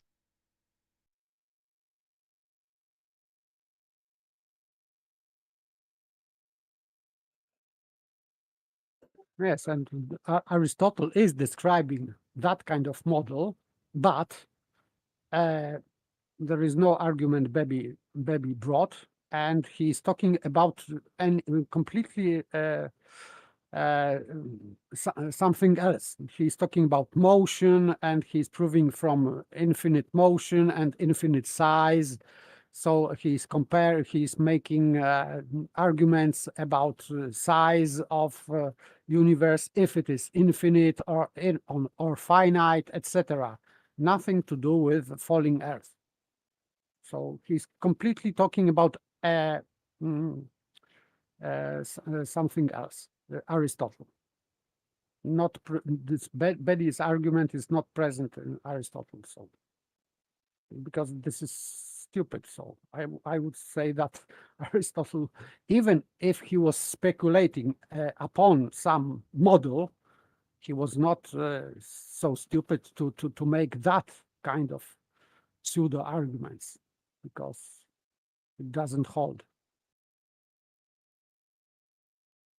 Yeah, if you don't want something to fall, just take its center away. Or give it a center. You give it a center, don't you? You make sure it's got a center and then it can never fall. But every object has a center. And every object falls. You cannot take away center from the object. It's Beddy's argument. I'm just trying to help him out. Formulating it. It does sound like a load of bollocks to me, but Beddy's the globe logician, or the dogmatician, obviously. We're taking away the logician title from Beddy, because obviously there's not much logic involved in this. That is his argument. You may not like it, but that is his argument. And you guys in Discord, can you see what Brad wrote in? It says, measuring distances alone in surveying does not establish the location of an object. We need to locate the object in 3 dimensions. To accomplish that, we need, and he's got 1 here, horizontal length, brackets, distance. 2, difference in height, elevation, vertical height, horizontal, vertical, and then an angular direction. That's your position on the azimuthal, with your placing the point where you are. So it is a horizontal angle on horizontal plane. Yep. I would say. Yeah, it's all in that what he's posted there. What you have to do is you have to pay no mind to the picture, because that'll just get you confused. Never look at the pictures. Okay, there we go. And I think it's a good one. Argument for the monad. Yeah. Well, Yeah. that's the thing. Right, so do you want to hear the argument for the monad again? I say it does. Is that the Earth is clearly not falling, even though it's a very, very, very big, massive earthen object. It's made of clay, basically, according to Aristotle. Why doesn't it fall? What was the question the Greeks asked before Aristotle? Aristotle says, well, the answer is obvious. The direction in which things fall must be to a certain point. They all fall towards that certain point, and that point must therefore be the center of the Earth. That is his argument. You may not like it, but that is his argument, and I think it's a good one.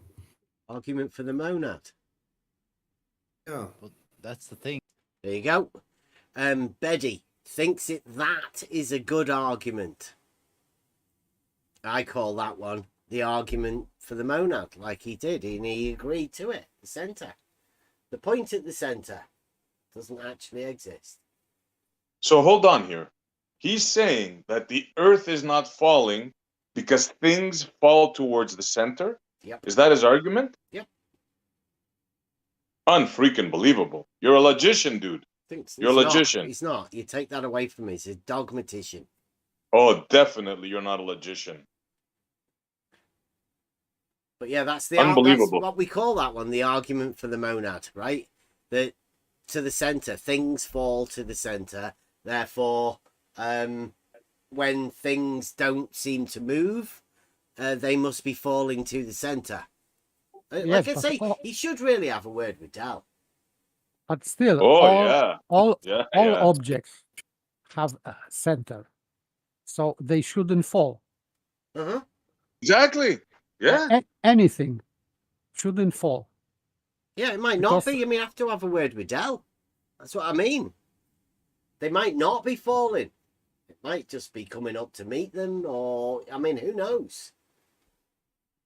If there's any logicians listening right now, they must be cracking up, rolling on the floor like we're smashing their heads.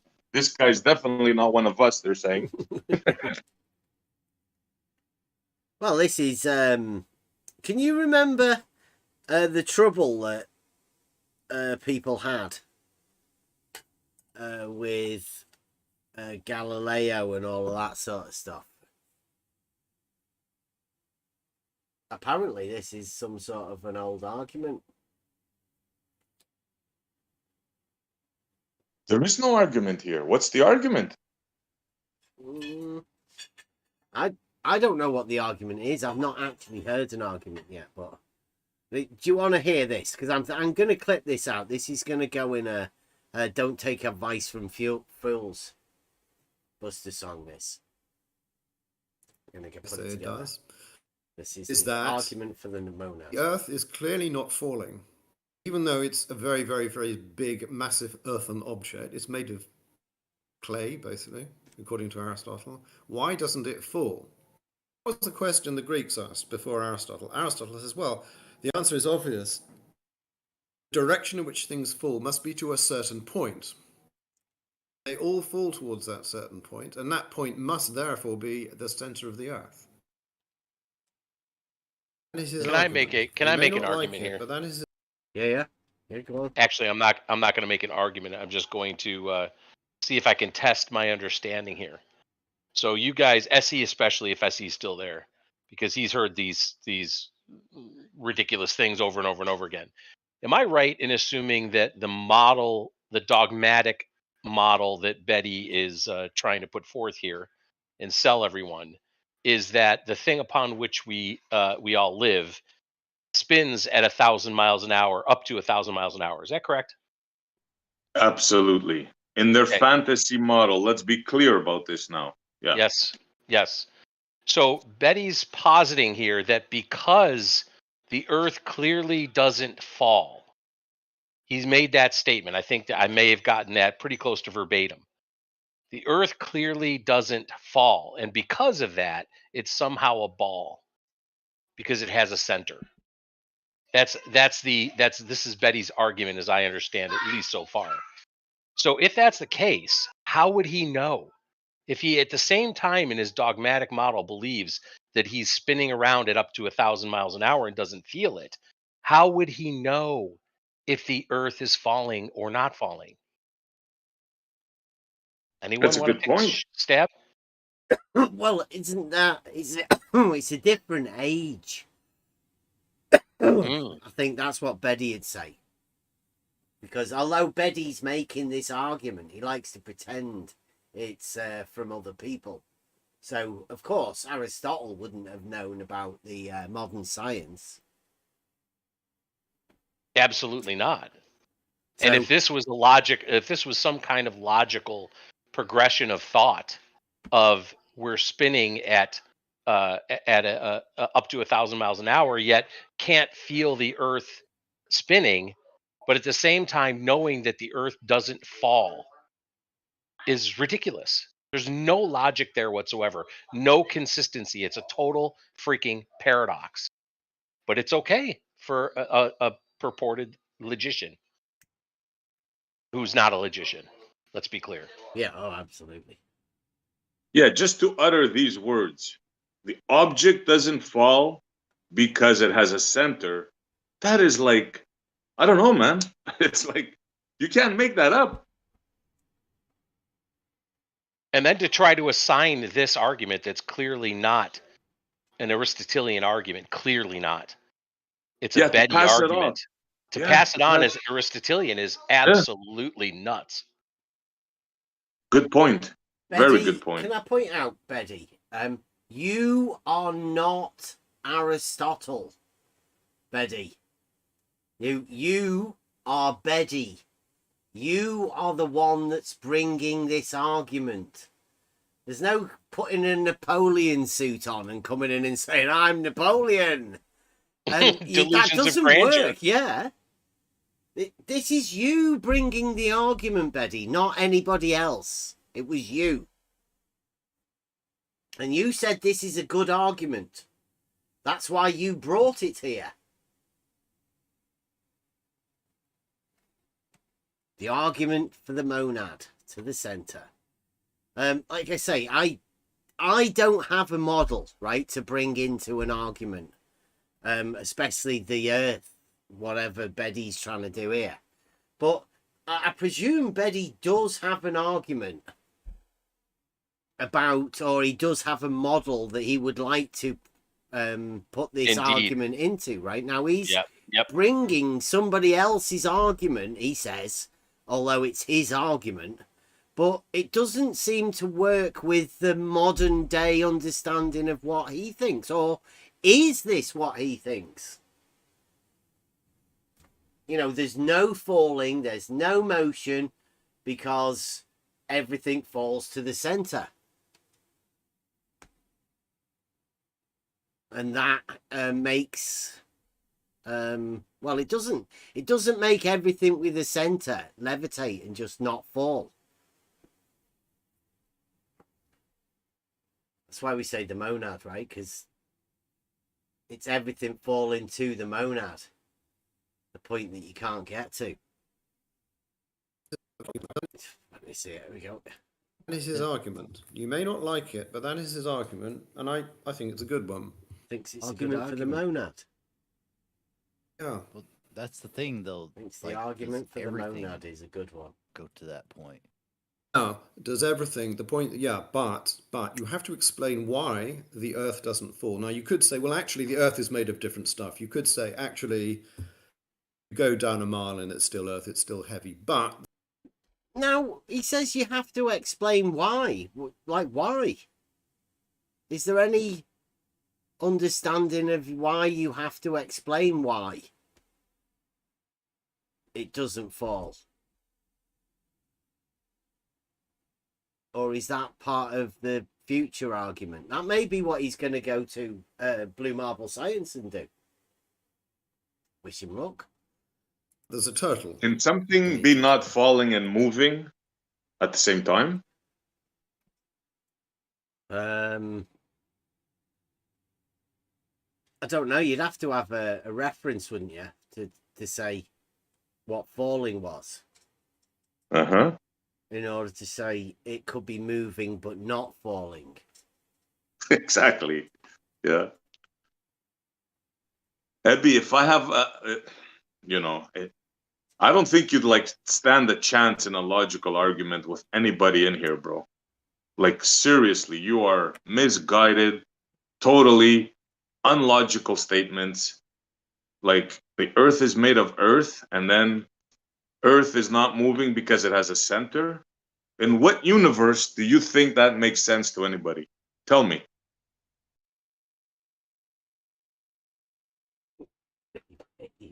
Wouldn't you come in and have a convo? He's doing book promotions in the YouTube chat. My God. An this is ashamed author.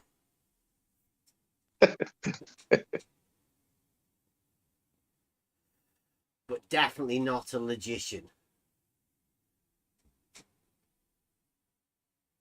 Well, there's water, He's still or I don't know, or it's held up by a gigantic string, very strong string. You could say that, yeah. Why would you say that? Betty wants to say that it's held up by a very strong string. My God. You could say that, he says. You could say that. I'd say you wouldn't say that because that sounds fucking ridiculous. Mike Jones. Thank you very much, Mike. Mike says, this is quoting from Betty. Aristotle is arguing for a geocentric system, and it is a good argument. Betty.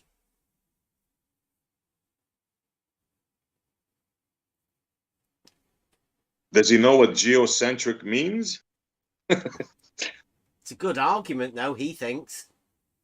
I think it's a shit argument, but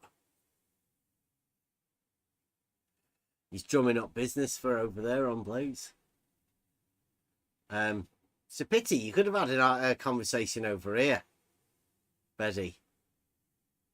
Betty, the geocentrist dogmatician. That's good. Specializing in arguments of the monad. Question arguments. Well, something must be holding the Earth up. You could say that. I mean, I wouldn't. That sounds fucking ridiculous. Why would you say that, Betty? Do you want to hear what he say? Put it here again. This is what Betty would say. You go down a mile and it's still Earth, it's still heavy, but there's a turtle underneath it. Turtle? Or there's water, or I don't know, or it's held up by a gigantic string, very strong string. You could say that, yeah. Why would you say that? Well, something must be holding the Earth up. You could say that. I mean, I wouldn't. That sounds fucking ridiculous. Why would you say that, Betty?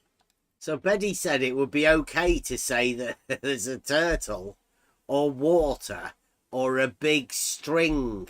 That's how he said it would be okay for you to say that. This is comical now. I would definitely advise you against saying that sort of stupid shit. But Betty says it'd be all right. You could say that if you wanted to. I'm dying of laughter here. I'm seriously, I'm dying of laughter. This is 2023. This is dogmatic globe argumentation. It's great, isn't it? Who'd have thought? Onward. Well, If yeah. you don't believe that heavy objects or earthen objects fall towards a single point, which would explain why the Earth doesn't fall, you have to explain somehow if all earthen objects fall in the same direction, wherever they are, why doesn't the Earth fall? Do you want to hear that One again? of the dumbest. Do you want to hear that again? Yeah, one of the dumbest statements ever uttered. Yeah. Turtles all the way down, eh, Betty? So now he's saying that Earth doesn't fall. Well, I don't know. It's hard work to work out what Betty's saying at all, because it just sounds like nonsense. So yeah, we'll go over it. Let's listen to this again just to make sure. I don't want to misrepresent Betty here. It's stupid shit, but. Well, there's water, or I don't know, or it's held up by a gigantic string, very strong string. You could say that, yeah. Why would you say that? Well, something must be holding the Earth up. You could say that. I mean, I wouldn't. That sounds fucking ridiculous. Why would you say that, Betty? Onward. Well, if you don't believe that heavy objects or earthen objects fall towards a single point, which would explain why the Earth doesn't fall. Right. So if you don't believe that heavy objects fall to a point, which explains why the Earth doesn't fall. It doesn't. Well, it doesn't fall, so therefore circular reasoning tells you there must be a center point, right? that stops the Earth from falling. Then this is the reasoning he's going to give you, right? You have to explain somehow if all earthen objects fall in the same direction, wherever they are, why doesn't the Earth fall? So you have to explain. Why doesn't the Earth fall? If not to the center. Because if there is a center, then it doesn't fall. That's the explanation of it not falling, because there's a center. So if you don't believe there's a center, which everything does have a center, like we've already said, then you have to explain why it doesn't fall. I would say that only explanation would be that if the Earth would be falling, so according to that but logic, it's not falling, right? It's already not falling, and they've gone, well, it's because it's a center. It has a center, that's why it's not falling. So if you say that it doesn't have a center, which everything already does have a center, then you have to explain why it's not falling when it's not falling in the first place. Yes, but if Earth hasn't got a center and it is falling, it means that it's falling to a center of another Earth. So, and if the next Earth hasn't got center, it also has to fall to another Earth, etc. So as I said, this is infinite progression. So this is just not house. Yeah. Yeah, but I don't think we've finished yet, because obviously you wouldn't be happy leaving whatever the argument to the monad, right? You can't just leave it at that. So I think we're going to progress a bit. We're trying to learn how to formulate this argument. Obviously, it's not come from anybody else. This is purely Beddy's argument, non-argument, Globgic argument, and he's formulating it live for us Saturday morning. Logic. No. Interesting to watch. Betty is saying on YouTube chat, yes, turtles, they hold the word up. So, but they are not spherical, and they haven't got center, so they are falling. This in your world, logic. isn't it? Turtles. Was it? Turtles would be falling also. No, but that's Discworld, isn't it? Isn't it? The turtle. Who brought the turtle argument? It's not Beddy's, is it? Turtles holding the world up. I really Or is don't it? know. You just think that. No, Turtles. I have heard about turtles, but who originally brought turtles or elephants or whatever, I have no idea. Mike Jones says, Beddy, pick up 2 rocks, 1 in each hand. Stretch your arms out. Drop them. Do you imagine they both fall to a single point? They don't. Provably so. Yeah, they don't fall to the same point. They fall to 2 separate points. They'd make a dint in the ground, wouldn't they, where they landed? I was thinking of that before. When have you ever seen anything dropped and fall like at the exact same point? Very rare, right? I'd save that one for Blue Marble Science. It sounds like Blue Marble Science would love that, Blue. Help the boys out. Save that one. Again, like I say, hey, mate, I think you're on a road to a nutsack, isn't it? Falling relative to what? The center. No. Starting with the idea. We are starting with the idea that object, which is a very natural idea. I'll have to go soon. My battery's nearly gone. 28% remaining. We're starting with the idea that objects, earthen objects, fall in the same direction. Earth. Everywhere We said not earthen objects. You said Earth. You literally said that the Earth is made of Earth. So that's what we're talking about.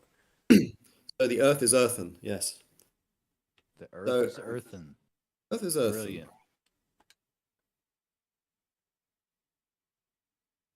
The question, why is it if objects that are made of earth, if they all fall in the same direction, let's assume they all fall in the same direction, wherever they fall in parallel lines. Everything does fall vertically down. Is that not the same direction? Is vertical not the same as vertical? Because I was under the impression that vertical was the same as vertical, especially with things falling. Like vertical's vertical, right? So that is the same direction. Vertical is the same as vertical, isn't it? Yes, but to be honest, Aristotle is going with that model. So in this model he is describing, yes, they are converging. So I cannot say anything else because it is in his book, That's all. Did he say that things fall in parallel lines? Did I hear correctly? No, he's saying assume things fall in the same direction.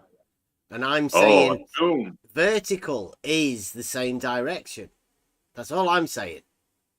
Yep. And that's what things fall, right? If you drop something, it falls vertically. Every time, unless you toss it forward. And that is Yeah. the same direction. Yeah. Okay. Betty doesn't seem to think that Aristotle thought that things falling fell in the same direction, i.e., not down. Like down's different, apparently. That's Betty's claim.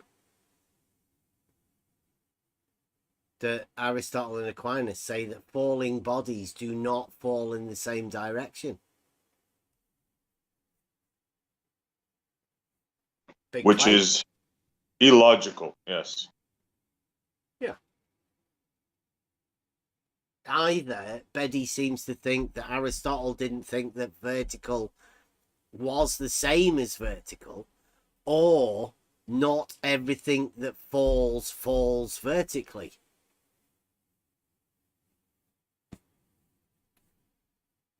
I don't know. Well, you got to understand they have different special meanings for words, right? What might seem like a logical meaning for you might not. That to him is completely different in his mind. Oh, That is true. And if it is true that the Earth is just made of Earth and nothing else, they fall in parallel lines, did you just say? So, yeah. if they all fall in the same direction, let's assume they all fall in the same direction, wherever they are, they fall in parallel lines. If that is true. You see? And Yeah. He does. He says that. If you assume that things fall in the same direction, and then he tags in parallel. So he puts the same direction as being parallel. I'd just say vertical, but hey. If they all fall in the same direction, let's assume they all fall in the same direction, wherever they are, vertical. they fall in parallel lines. If that is true, and if it is true that the Earth is just made of Earth and nothing else, They fall in parallel lines, did you just say? if. You need to understand the word if. It doesn't commit me to saying that's true. If P does not commit me to the truth of P, saying that P. So if Earth and objects, if objects made of Earth all fall in the same direction, Perpendicular. Anything sorry? hanging by a straight line. Hanging down by a straight line. They're Perpendicular. not hanging, falling. Falling. Yeah, I'm just saying If- perpendicular is anything hanging down by a straight line. Yeah, but we're talking about falling. Objects made of Earth What the hell is objects made of Earth? and unimpeded. I don't Solid know. objects. I think I tried this. Yeah. So solid objects. So, Solid geometry. Objects within. No. In ancient Greek times, let's say, Earth was one of elements. So there were four: earth, water, air, and someone said fire. So four elements. So it means that it is a solid body that is heavier than water. This is earth. So he's talking about objects made of earth. It means like metal, wood, or whatever. Okay, solid objects. Okay, got it. Because I heard him say it a couple of times, and I'm going, "What is he talking about?" Okay. Not liquid, not liquid.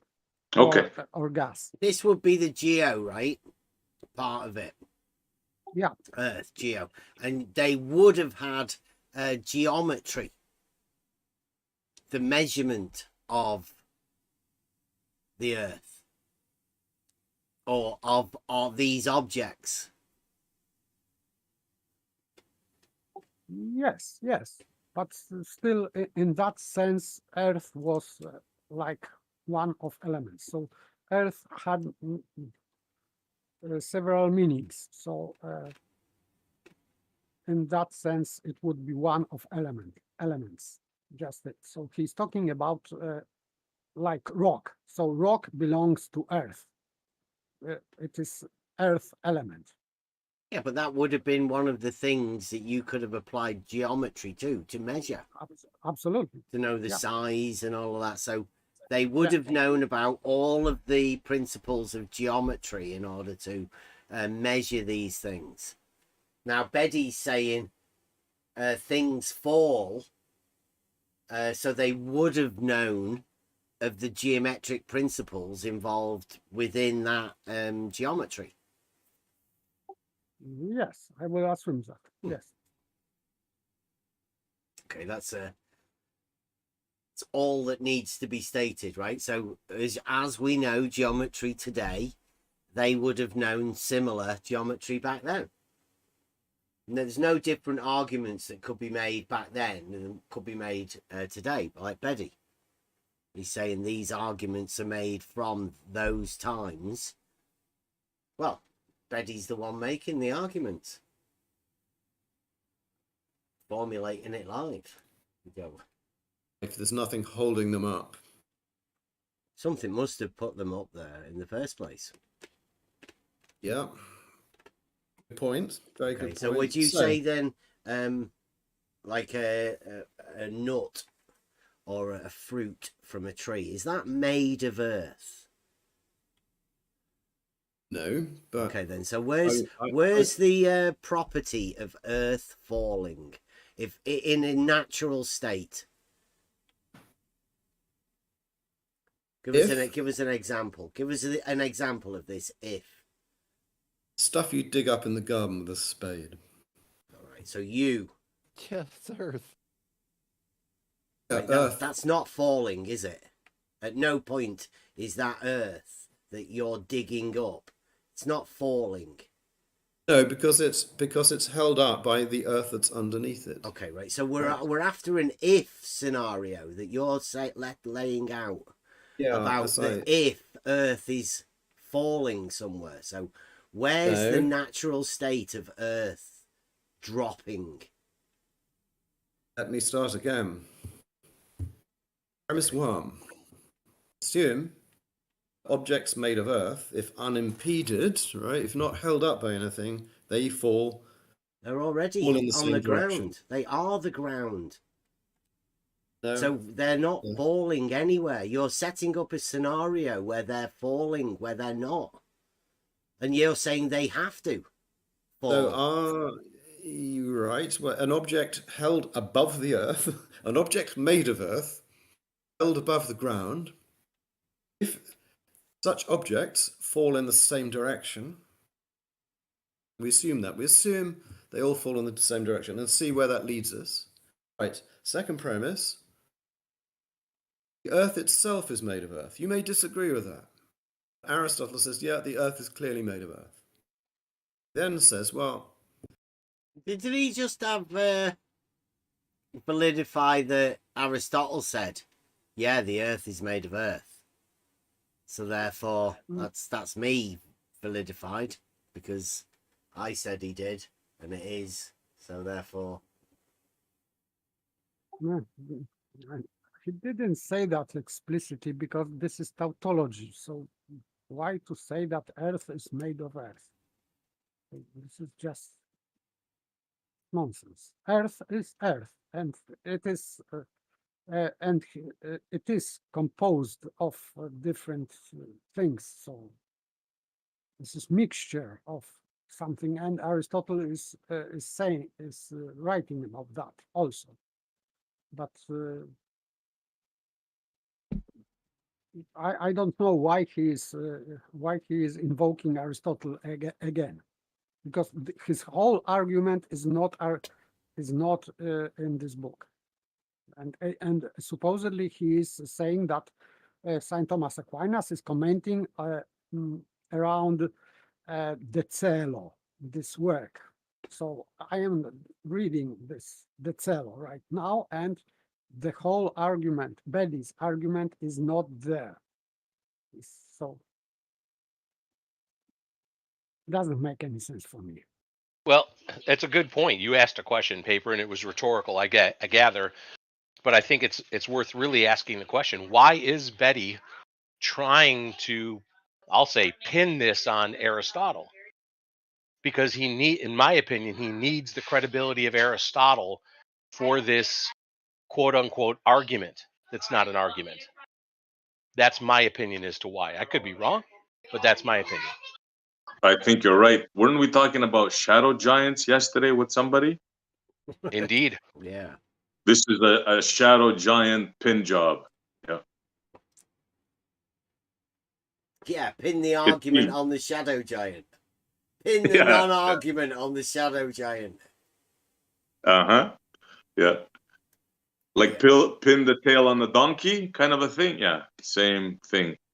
I think we were talking about this with Kevin the other day, right? The fact that it's not the shadow giants that we look up to within this.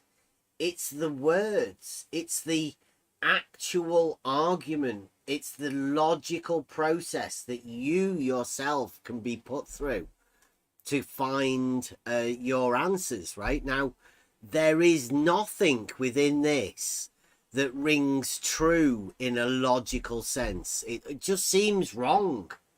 And I think everybody you can see that, right?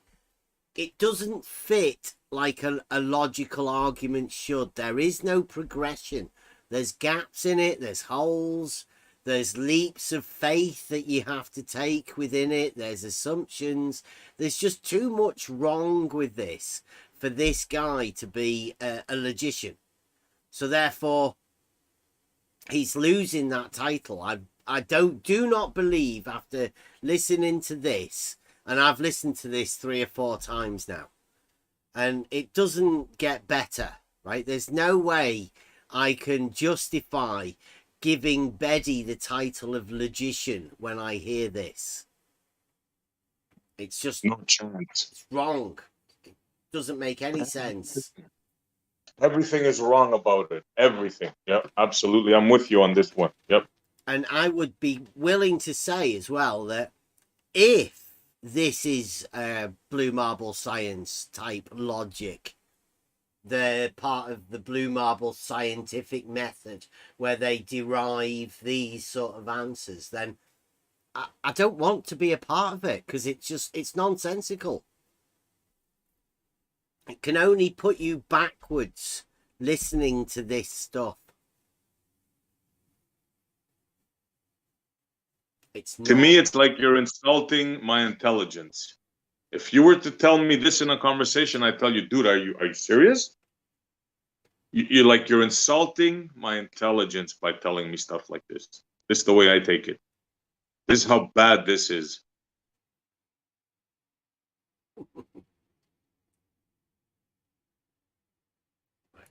On the assumption that all things made of Earth fall in the same direction, if unimpeded, why doesn't the Earth fall?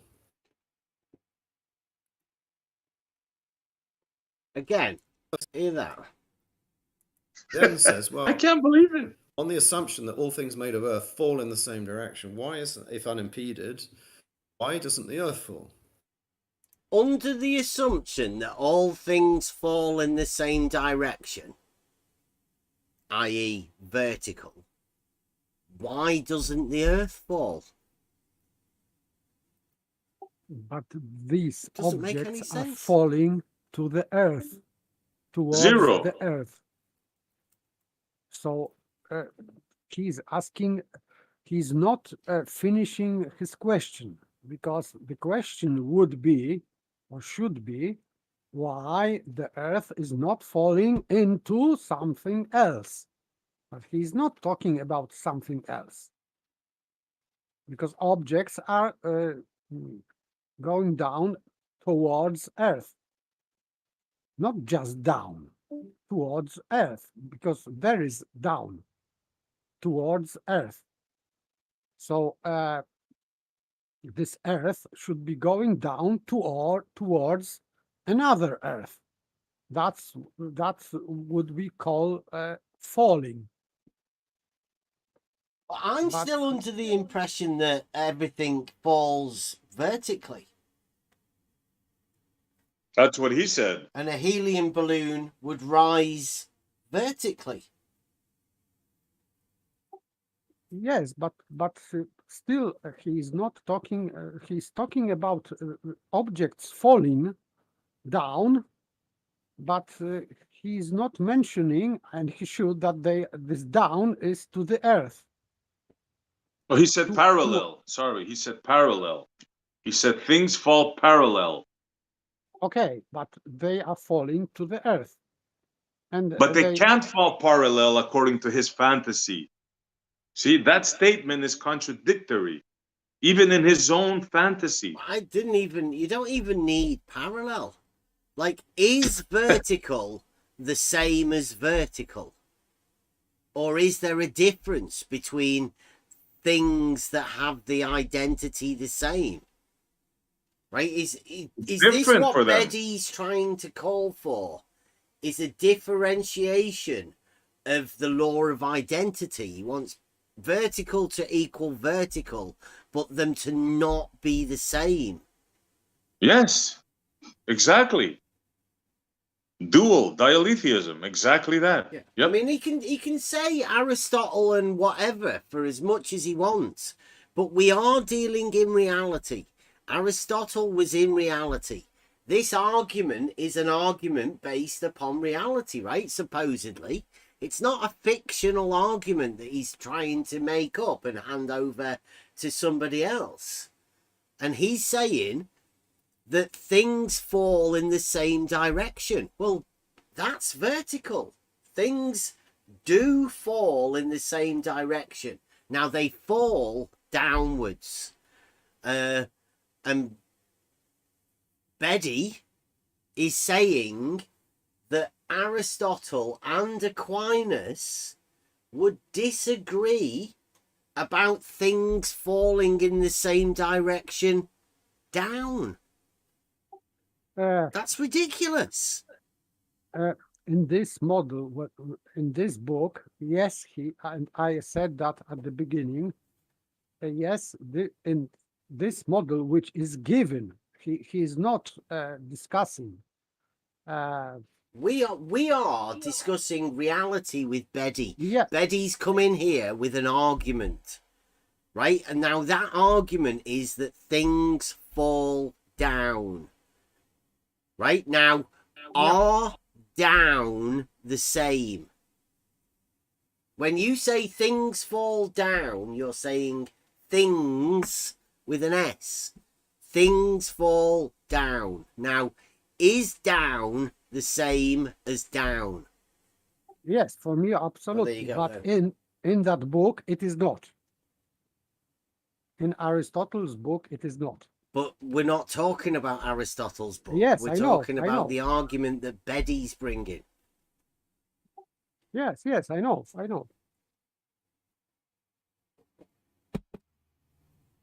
But even inside this argument, with whatever down is, he cannot explain what is down. Because if it is down is towards the center, so why should Earth would be falling anyway? But is down, even if it's towards the center, is down the same as the down? Is that the same direction? No, it cannot be. Okay. So down isn't the same direction. In that case, if it is the center, if this is the center of this object, so this object is just collapsing to itself. So it's not going down. But somehow Bedi is trying to prove with that the shape of the Earth should be spherical. And we just disproved that. because you can have cube and cube have center also.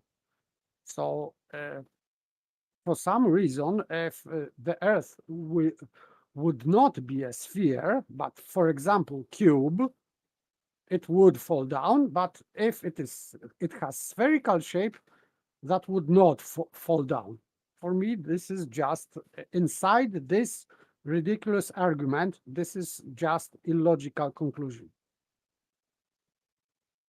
So, sorry, it cannot hold.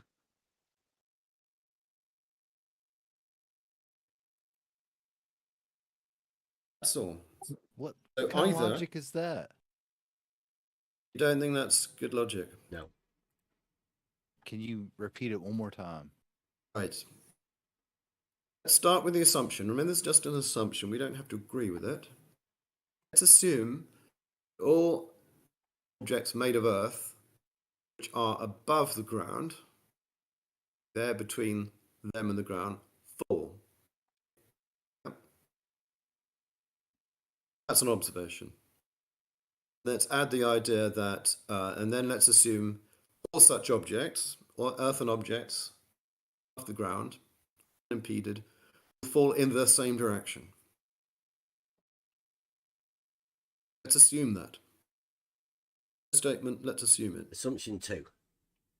Assumption 2. Let's. Right, so we're assuming, right? Have you noticed that he's never mentioned he's talking about some book that somebody else is using? He's just making assumptions, right? He's not making assumptions about anything else. These are the assumptions he's making for his argument. Yeah. We don't make allowances for assumptions that he may not have included within his argument. So 2 assumptions there. Let's go back. Let's hear them both just to make sure. That's an observation. Let's start with the assumption. Remember, it's just an assumption. We don't have to agree with it. Let's assume all objects made of Earth, which are above the ground, they're between them and the ground, fall. All objects separated from the ground will fall. There you go. Assumption 1. That's an observation. Let's add the idea that, and then let's assume all such objects, or earthen objects, off the ground, unimpeded, will fall in the same direction. Which, for clarity's sake, is in reality, you would call that vertical. Yeah. As an assumption. We assume that all things fall vertically. Let's assume that. Statement, let's assume it. Assumption 2. Assumption 2. And we have not a conclusion, but a question. The question is, third assumption. The Earth itself, the whole world, is made of Earth. Everything's made of Earth. Get out. Everything. That's another assumption that we're making, yeah. I mean, that's a ridiculous assumption, right? But Jeez. Yeah. But that's the way Beddy's going. He's just tagged it on there. I mean, he was doing all right for a syllogism, but now he's just tagged another one in. Just to make it not a syllogism, I think. That's what he was doing. But it's just another assumption. So we've lost our chance. Assumption 3. So this is like Maybe if false. P, if P, if P, if P. No. Oh. Assumption 1, PQR. But let's go. So we've got 3 assumptions. One that objects made of Earth, which have stuff in between them and the ground, will fall. Assumption 2, they all fall in the same direction. Assumption 3, the Earth itself is made of Earth. All assumptions. And the question arises, it's not a conclusion. The question arises, why does the Earth itself, which is made of Earth, why does that not fall as well? It's not an if, why, is it? There you go. This is the first point here now. He hasn't come to a conclusion. So this isn't a logical argument. He's ended it with a question. But you meant to start with the question. You don't end Yes. with the question. It's got And backwards. by the way, on Blue Marble Science Hangout or whatever, he was explaining what argument is. That it has to be 3 statements: premise 1, premise 2, and conclusion. Mm-hmm. No less, no more. Only 3. And that was Aristotle, right? Yes. That was specifically, that was Aristotle's rule. Yes, 2 premises and conclusion. And the second premise is middle term. So that's why you cannot have more than 3, because first premise and conclusion are on the edges, let's say, and in the middle is middle term. So only 3. And he was explaining that to Blue Marble Science, let's say. And now he's making 3 premises. So he's just formally invalidating his attempt to make an argument. And instead of conclusion, after 3 assumptions, because premise is not assumption, just some assumption. First assumption, first premise and second premise have to have or same subject or same predication, because in order to create a syllogism, you have to have a link between 3 sentences. This link should be or in subjects or in predications. So it cannot be that way that you are just making 3 sentences not linked with one with another, and you are saying that this is argument. No, it cannot be. Predications must follow, or subjects must follow through a whole syllogism. So making 3 assumptions does not, or even 2, does not make an argument. But he is already making 3, so he is invalidating in many ways. He is not making or trying to make an argument here. And of course, the question at the end, not conclusion. So this is, I don't know how to name it, but definitely not an argument. Yeah, I think Buster said it quite right. Clearly, he said it was a if Yes, statement. There was never a then. It was just a series of P's that are assumptions with a question at the end. Not a P and Q. Mind your P's and Q's doesn't mean line your P's up and then end with a question. Yeah. If. I like that one. Yeah. And then question. Yeah. Yes, but even if we have P as in first sentence, so in the second sentence, this P has to be different. Has to have the same predication or subject, but statement has to be different, because you cannot repeat just P, because repeating P, the statement, first statement repeated is not the second statement, it's just the same statement. So you have to have different but linked with a subject or predication. But Yeah. he's just making 3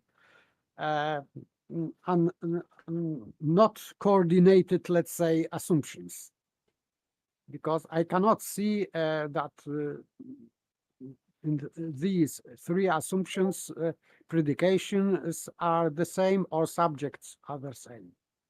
I was hoping to find the natural state of falling earth, because surely you would have to have an assumption that you have to move this from the ground to an elevated position to be able to drop it. There is no Exactly. naturally falling earth for this to occur. That's where the gravy is. Yeah. No, I would disagree on that because, of course, the return of the object to the earth is natural, but elevating it above earth is unnatural. Yeah, that's So why you have to if have that as an That's assumption, the whole right? You point. can't get Yeah. the earth up to fall without an assumption, right? You can't. yes, I agree. Yeah. So moving the earth or object up is unnatural. But if you release this object, he will go with natural motion down. But elevating it up is not natural. You have, and Aristotle is talking about this is forced motion. He's talking about natural motion and forced motion, or motion by coercion. So this motion by coercion should be first. You have to put this object high and then release, and then going down is his natural motion, but going up is not. No, Yeah, its natural thing is at rest where it was. That's its natural thing. Both Yes, actions are not natural because you're causing it. You're lifting it and then you're releasing it and causing it to drop. I think that yes, would be more accurate. Yeah. yes, but Aristotle is talking about motions. Which motion is natural and which is unnatural? So going up. So if you have this object and you are lifting this object up, this motion of this object is unnatural for this object. But when you release him and it is going down by itself, you are not forcing it to go down. So it means that it is going by nature. So that's how Aristotle describes what is natural motion and unnatural motion. But of I course, guess that. Yeah, I guess so. Okay. so the same would apply to apple falling from the tree. So it is suspended because it has connection with the tree, but when it is released by nature, let's say, it is going down. So this suspension is unnatural, let's say, for for the apple, because the tree itself is creating obstacle for apple to fall down. But if this obstacle is the tree removed, is growing up vertically, right? yeah, And generally, that's yes. why I said to him at the beginning about things hanging by a straight line, a perpendicular, right? A perpendicle. Yeah. Because that's a natural state. Yes, that would be natural orientation. Right. Yes. So that doesn't require an unnatural act of lifting something up to drop it for it to fall. A perpendicle is already there within nature. Beddy didn't want that. He wanted to drop something. Whereas there is a natural thing already existent in nature that we could be using for an argument. But Beddy's now trying to pretend that he's got an argument from somebody else that we now seem to be arguing against. But, I mean, Beddy's got long gone out of this conversation.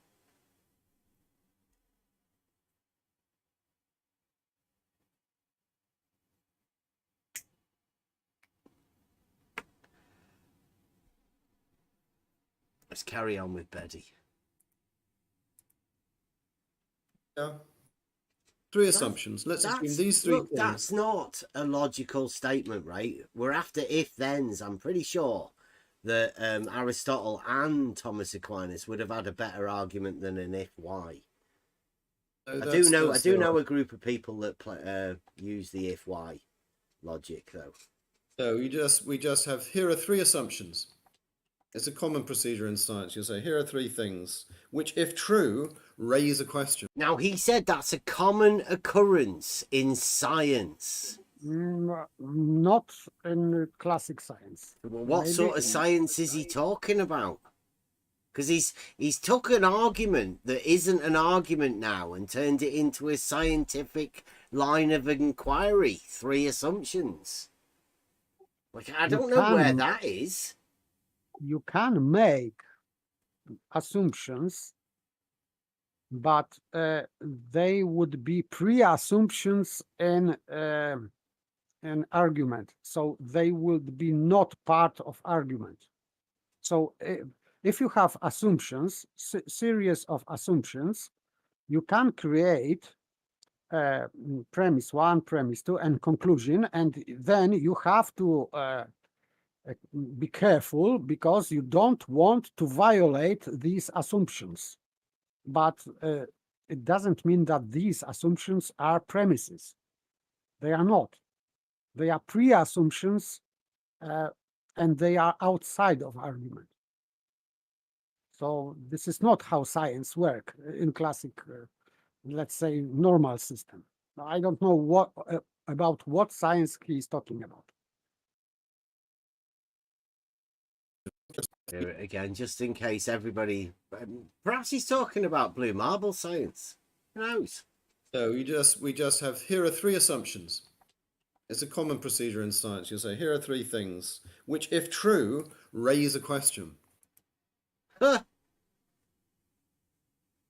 What? Yeah, in science. I mean, I don't know. Here's three things that, if true, raise a question.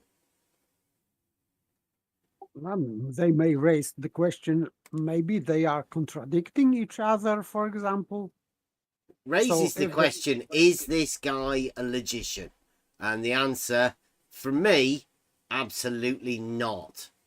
Is he a scientist? Also, definitely not. No chance. Fucking thing in science. Crazy.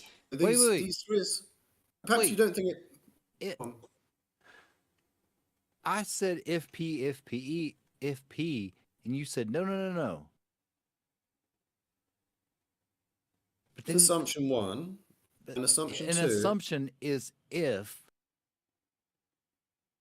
It is an assumption. When you make the assumption if, isn't that what the if is? An assumption?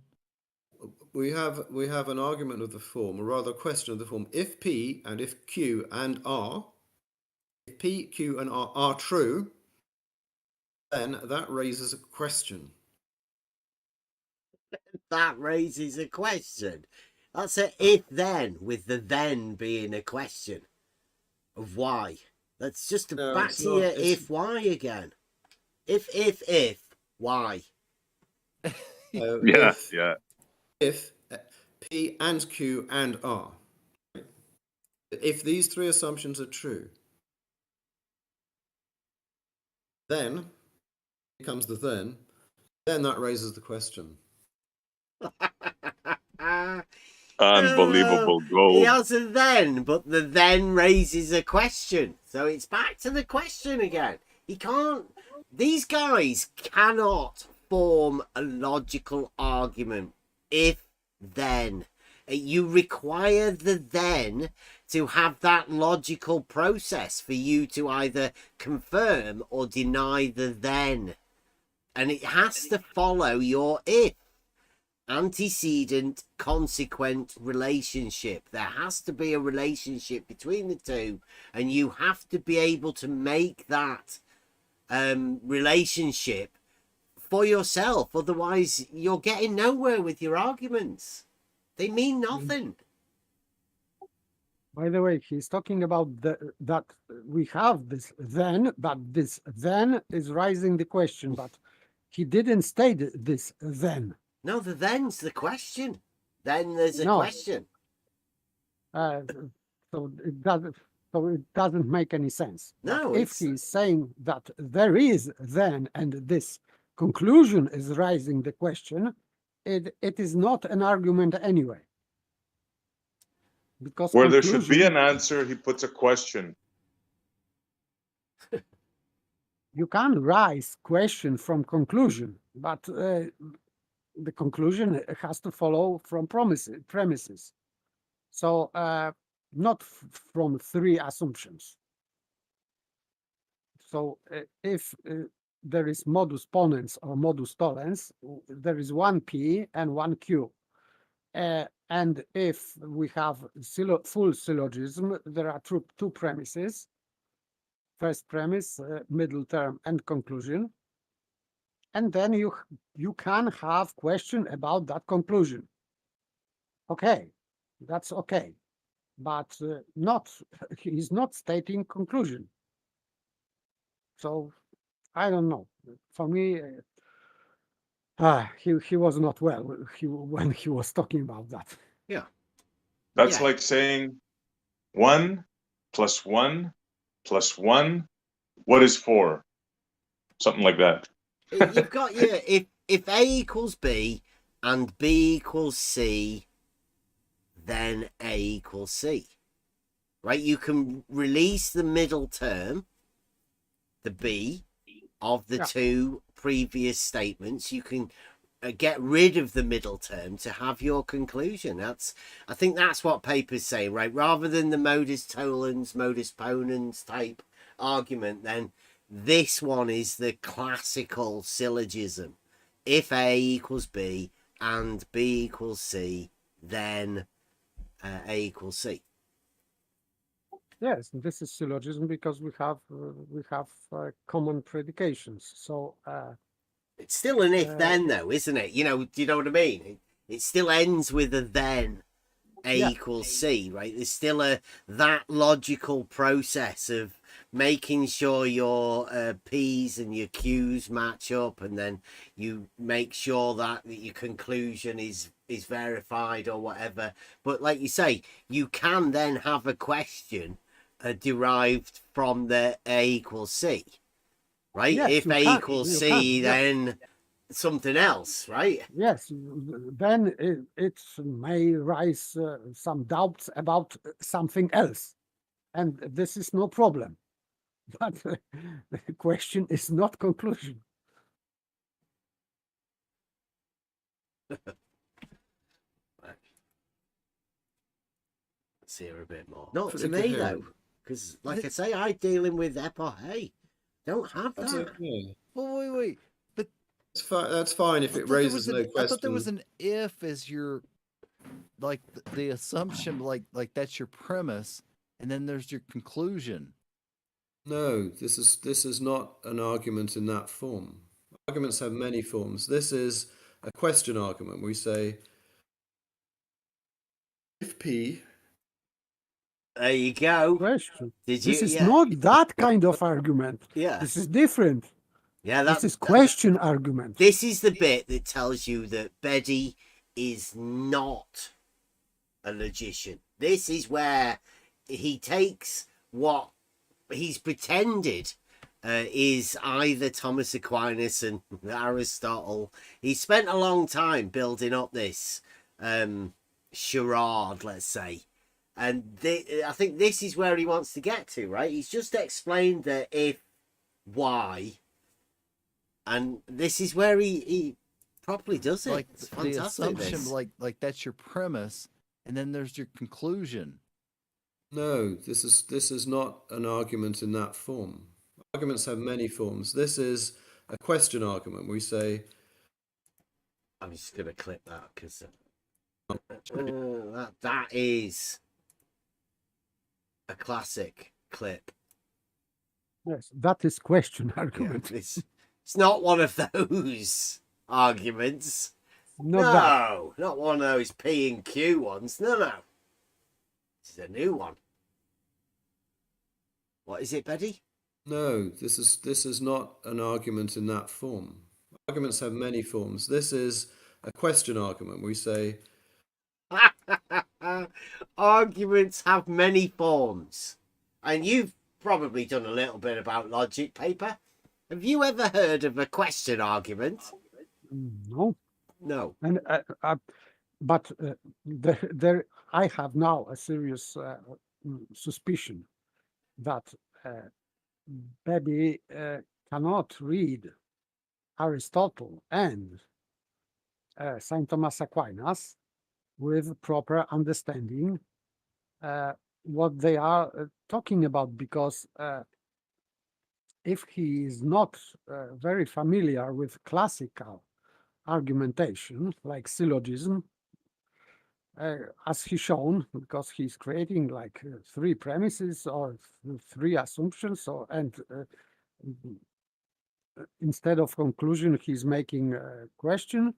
So I would say that he cannot represent Aristotle's argument and Saint Thomas Aquinas' arguments, or rebuttal or comments on arguments of Aristotle, because he doesn't understand them. So yeah, sorry. it would be pointless having this man come around to be able to present any sort of argument of any of the I don't know, what would you call them, philosophers, ancient philosophers. I would say that he will be for sure.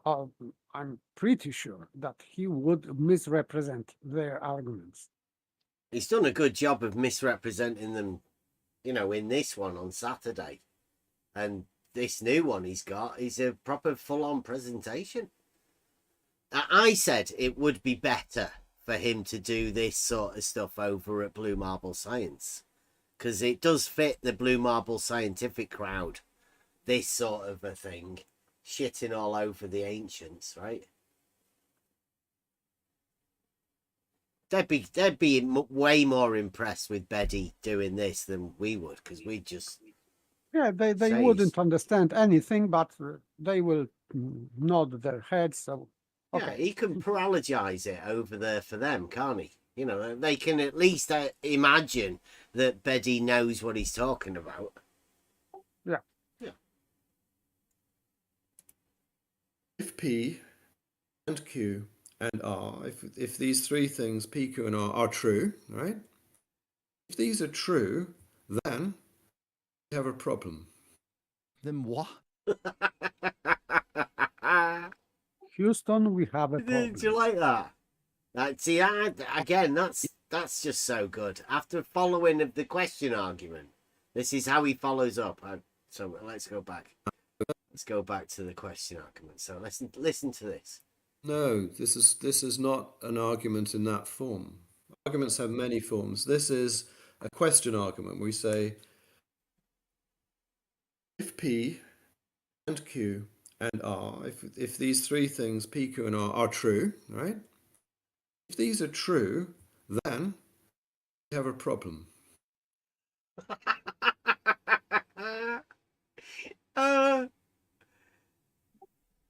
If P and Q and R, then you have a problem.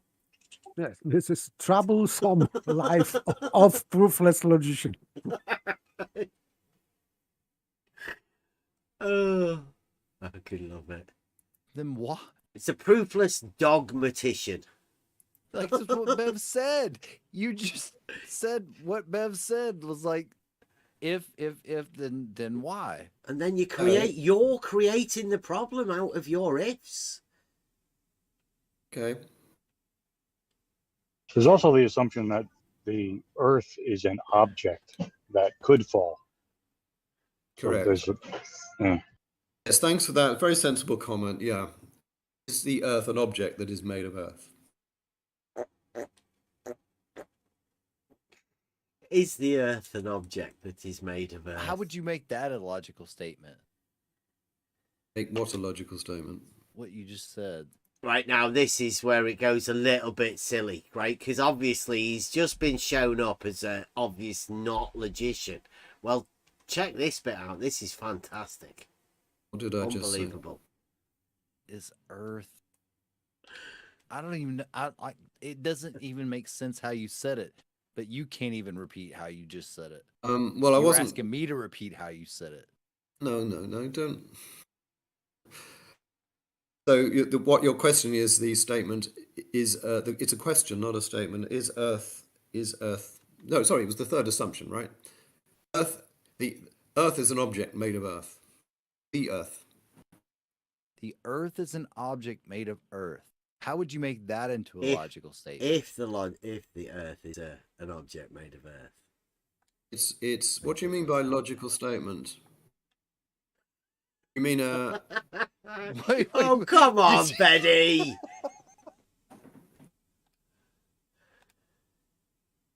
why come on? He did. He seriously just asked, what do you mean by a logical statement? Betty, the proofless dogmatician, asks, what do you mean by a logical statement? If you understand what a logical statement is, then you're one step in front of Betty. And if you don't know what a logical statement is, just listen to him. Your we don't say sophistry's showing. Like, what do you mean by a logical statement? Bev, do not call me a sophist. Well, dude, You're are you resorting meant to be a logician? Yeah, sort of. Like, well, why? Do you hear that? Yes, sort of. Yes. Sort of. So, ask Betty. Claim to be logician. Ask him if he is a logician. Why come on? Your sophistry's showing. Like, what do you mean by a logical statement? Bev, do not call me a sophist. Well, dude, You're are you resorting meant to be a logician? Yeah, sort of. Like, well, why? Yes, sort of. Which means, no, Not I'm quite. not. Not quite. Yeah. Not even. Shows his sophistry. After just getting annoyed at me saying that his sophistry is showing, he replies with a sort of, which is a sophisticated answer. Said under his breath. He's not a logician. Dogmatician, absolutely. Why are you asking Buster what he means by a logical statement? Yeah, I'm asking that. That's my way of saying actually, it's not a technical term of the trade, a logical statement. Okay. Talk of well-formed statements probably means a well-formed proposition. If the I was Earth politely is made suggesting. of Earth, I was politely suggesting that would you say that that's a logical statement? Like you as a logician, would then you I say don't that understand. saying the Earth is made of Earth? Then I'm saying, as a logician, I don't understand what you mean by the term logical statements. You made that your statement. term. I didn't make that statement. You made that statement. No. So you're saying you don't understand what you just said. No, I'm not saying that at all. I'm saying I don't understand your term, which consists of two words, logical statement. He's saying he doesn't know what a logical statement is. It confuses him. When somebody says, can you make that into a logical statement? He's not got a clue. Crazy. This guy's pretending. And he's obviously a sophist at best. What do you mean by logical statement? It's not a term of logic. You made it up. And Bev often says logical statement. It's a term you made up. It doesn't mean anything. Right, is that upsetting for you? Yeah, because if I don't understand what you mean, when you ask a question, I can't answer the question, can I? If you say blah, blah, blue, blah, and I'll say, what do you mean by blah, blah, blue, blah? That's not unreasonable. I don't think So I what said do you blah, mean blah, by blue, blah. Don't understand what you mean by blah, blah, blue, blah. Yeah. I didn't say that. Right, so there's a clip there. It's been posted in the live chat, right, as we were doing this. It says logical statements. Mike put it in for us. Logical statements have two parts. A hypothesis that presents facts that the statement needs to be true, and a conclusion that presents a new fact we can infer with when the hypothesis is true. So that says literally logical statements. And Betty's saying he doesn't understand what it means when you say logical statement. He hasn't got a clue. Yet this guy's pretending to be a logician. These guys are so bad that they don't even research what they're meant to be when their characters are purported to be logicians. And he doesn't know what a logical statement is. Understanding logical statements is the next one underneath. Betty doesn't even know what they are. Makes no sense to him. You said that. You said that, Betty. Yeah, I was giving an example of a question that makes no sense. You said you use the term logical statement, right? 2 words, logical statement. What do you mean by a logical statement? What is it? It's not a term. Okay, well, let me ask you the question. You're a logician. What is a logical statement? No idea. It's a term you made up. It's like blah, blah, blah, blah. He says we made it up. Yeah, it's right on the screen there. You can Google it for yourself. We did not make this up. So this, what is on the screen, this logical statement, in fact, it is like modus ponens. Yeah. If P, then Q. This is logical statement, as described in this, from, I don't know, from what it is, from where it is, but... Yeah, it's just maybe Google, from- isn't it? It's just a statement Yeah. or whatever. But it shows a return within Google what a logical statement is.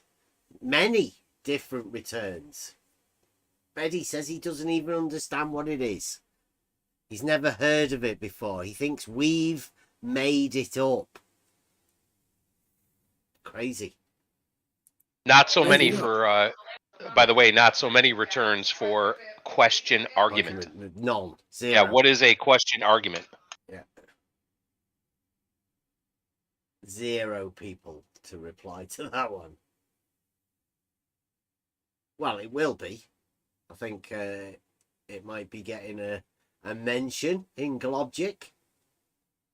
Logician, to ask a logician what to make a logical statement, you'd say that's blah blah blah blah Blah, blah, blah, blah. I'd say, Betty, I'll give you an idea, right? To me, a logical statement is a statement that is either true or false. You mean a proposition. Another one here, as you can see, statement, parentheses, logic. Statement, a meaningful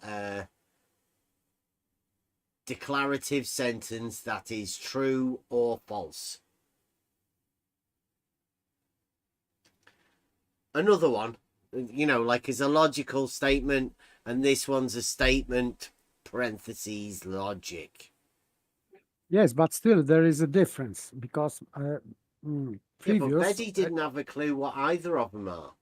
Yes, but there is difference between statement and logical statement because you have link between P and Q, but statement is it has to be consistent within itself. So, for example, if you statement like all men are mortal. So this is from Aristotle and Wikipedia. So this is statement. But if all men are mortal, therefore Socrates is mortal. This is logical statement because we have 2 sentences linked together. But still, within one sentence, it has to be subject and predication because otherwise you cannot create statement. Yeah, well, there is the logical statement, the statement within logic, and there is just the statement, the modern day statement, let's say. Yeah. It isn't the weather lovely.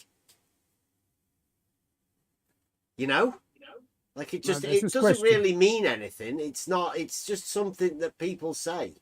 So the idea is to place it within a logical framework, a statement. Surely a logician should understand that a statement within logic, a logical statement, holds a different meaning than just the average day-to-day statement that gets made nowadays. That's what we're talking about. So in order for us to be specific when we're talking about it, the question was, can you make that into a logical statement? And the initial statement that he made was about the earth being the earth. And the question was, can you place that into a logical statement, Betty? And rather than answering that, because he can't, he's gone into this thing whereas he doesn't even know what a logical statement is, as if we've just made it up. It's sophistry, pure sophistry, for him to get out of answering the question that he can't even answer himself. No, I mean, it's a statement. A statement has to be either true or false, doesn't it? Correct, but you don't need to. So that's a logical statement. Just to make it clear for Betty, just to make it clear for everybody else that's listening, a logical statement is a statement that is either true or false. Now, it cannot be a statement unless it is either true or false within logic. Yeah. Right now, in reality, people can make statements that mean neither. Right? It's neither true nor false. Then it's not a proposition. Yeah, well, it's not a logical statement then, is it? No, logical statement is not a textbook term. No textbook uses the term logic. It will talk about a proposition or a statement, because a statement or a proposition, by definition, is a sentence that is capable of being true or false. That was my point. Right, well, I think that's what Buster was saying.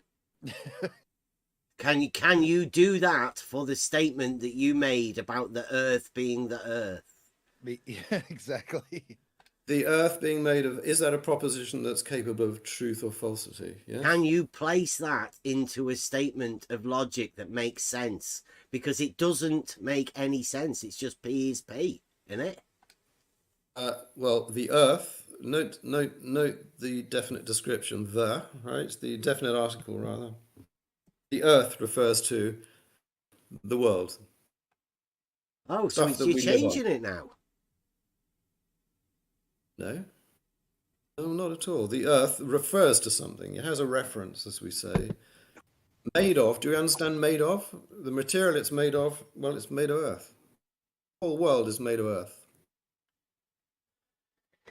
Made of. Okay, so word, now world. Okay. Yeah. So it's better to say that word is made of earth, but earth is made of earth. It's just ridiculous. Yeah, he changes his wording, right? I mean, we are helping him formulate his non-arguments around. He's sophisticatedly changing the words whenever we have a problem with whatever he's saying. But, I mean, the core of what he's saying has massive problems to start off with.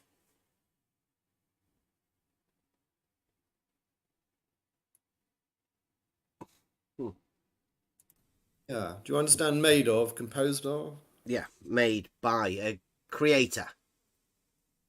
No, it doesn't mean that. It means composed Made of. by the How creator. about composed of? I think my battery is now gone, so I'll have to say good. Thank you for the discussion. So that's him going. He's gone. What would you guys say about being made? If somebody says something was made by or made of, would you place that? Yeah, I would assume maker. Yeah. So. Like an apple is made by the tree, but the tree makes the apple, right? There is something that makes the thing. There has to be a creator in order for you to have a made. No question about that. But still, okay, but you can understand in that way that he was understanding. But it's better to say because we are talking about matter, because in formal logic and in logic about things, physical things, we have form and matter. So he was talking about matter. So the thing, for example, a car is made of metal, gum, or whatever, plastic, etc. So I understand, but it's better to understand if we are talking, if we know that we are talking about matter, this matter part of entity, because entity is compound of form and matter in a physical reality. So he was talking about matter, but okay. Well, what did everybody? What, did we get? What was the actual vote on the thing?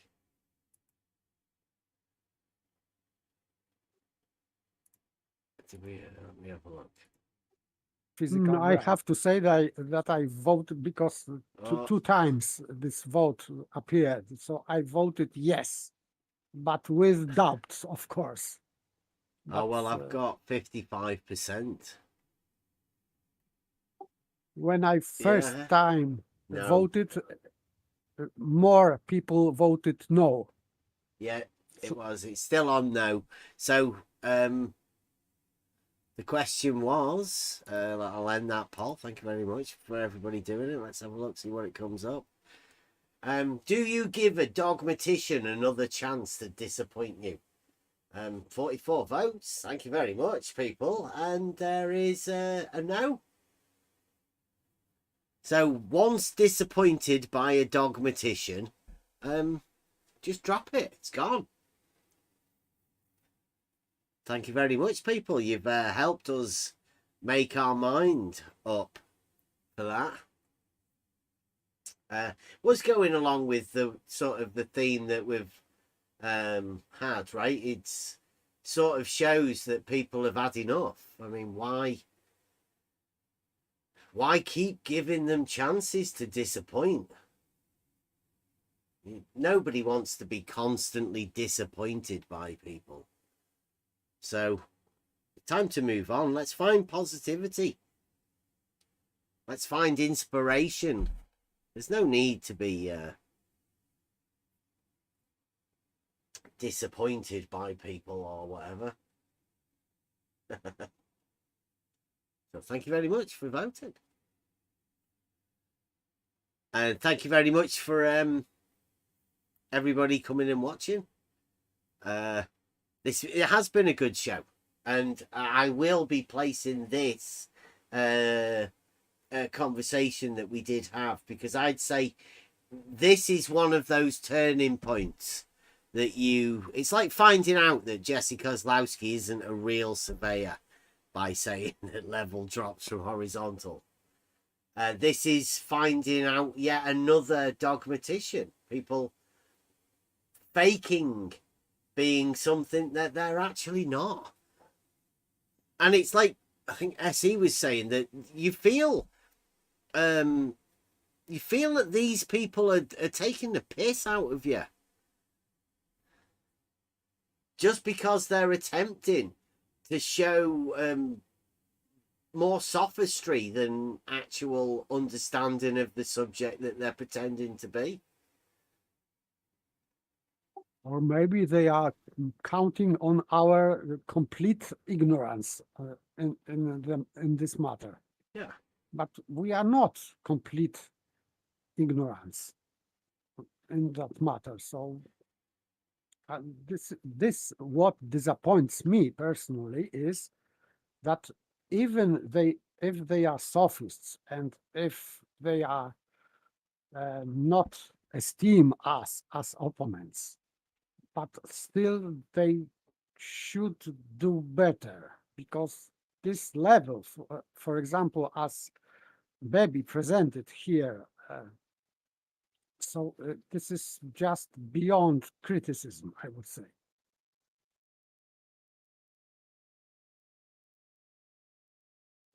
I'm sorry to say that, but piss, isn't he? It is. He's taking the piss.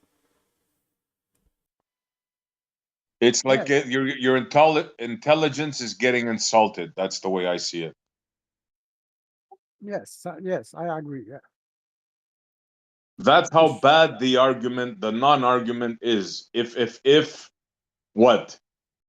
Yeah, that's it. If, what? That's his logic. Not if, then. If, what? Or why? Or why? Yeah. Yeah, why is actually, why is actually the correct thing. Yeah. Because he asks a question. I like the idea of insulting the intelligence, right? Because we don't even claim to be intelligent.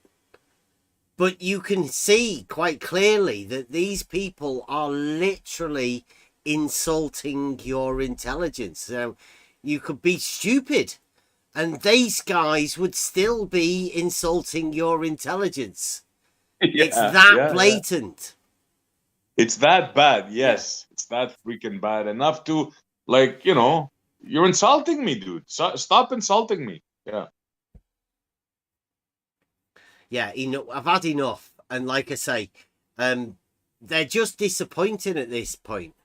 Like, you come in these sort of debate arenas hoping to have a discussion, a good discussion. Maybe an argument, but an argument where you can formulate something and be part of something, to be building an argument together. That's not what occurs with these particular types of people. There's nothing constructive that comes from having your intelligence insulted by somebody who's obviously a dogmatician. Totally globe. So yeah, we need to start removing these sort of influences. I think they hold us back, and for so long people have been imagining that because there's a posh voice and they talk well about things and they're very confident in what they say, people imagine that they might be intelligent. But once you break it down, logic is the great exposer of these sort of people, especially sophists. You can easily see and pinpoint exactly where the problems lie within logical arguments, and it's not hard to be able to do. You can everyone can expose sophists in this way using basic simple logic. Yeah, what you said about the posh cannot be underestimated, because especially for Americans, Canadians, non-British people, when you hear a British voice proper English, they say, they've done tests and they say that a sale, let's say you're selling toothpaste, right? And you get an Englishman or in any other accent, right? Well, English is not an accent. Any other accent, right? Other than English. Well, the public believes it 15% more they're likely to buy that product, just simply because they have a proper English, Yeah. And you don't mean people like me, do you? You Well, have proper yeah, English. you have I'm not you would qualify. Emma, proper especially English. Emma. Yeah, Emma, Emma Rumpus, and would really Betty. call it. Especially Betty. Betty is like posh of posh. Like, he sounds like he knows what he's talking about, which clearly we know that he does not. Yeah. So yeah, there's no need to be fooled by these voices that you imagine, or even the confidence with which people say things. You still have to take them on upon the words that they get used and the logic that they're speaking. If it's something doesn't make sense, then you have every right to ask for clarification.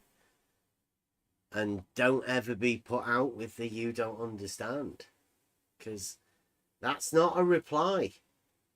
It should be help. Let me help you understand, not "you don't understand." That's the difference. Okay. Free for all Friday tomorrow, isn't it? I'm going to be gaming all day tomorrow. It's my birthday on Saturday. Getting older. So, yeah, I'm going to be free for all Friday tomorrow. So, anybody got a request for a Buster song? And we will sign out for today and come back again tomorrow.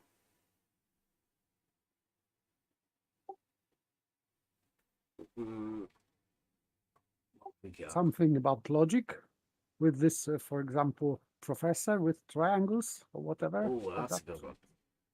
Ontology. Yeah, for baby. Oh, actually, dedication we do for actually baby. have a Betty one for relative. Betty talking about relative. I think he makes an argument. Betty.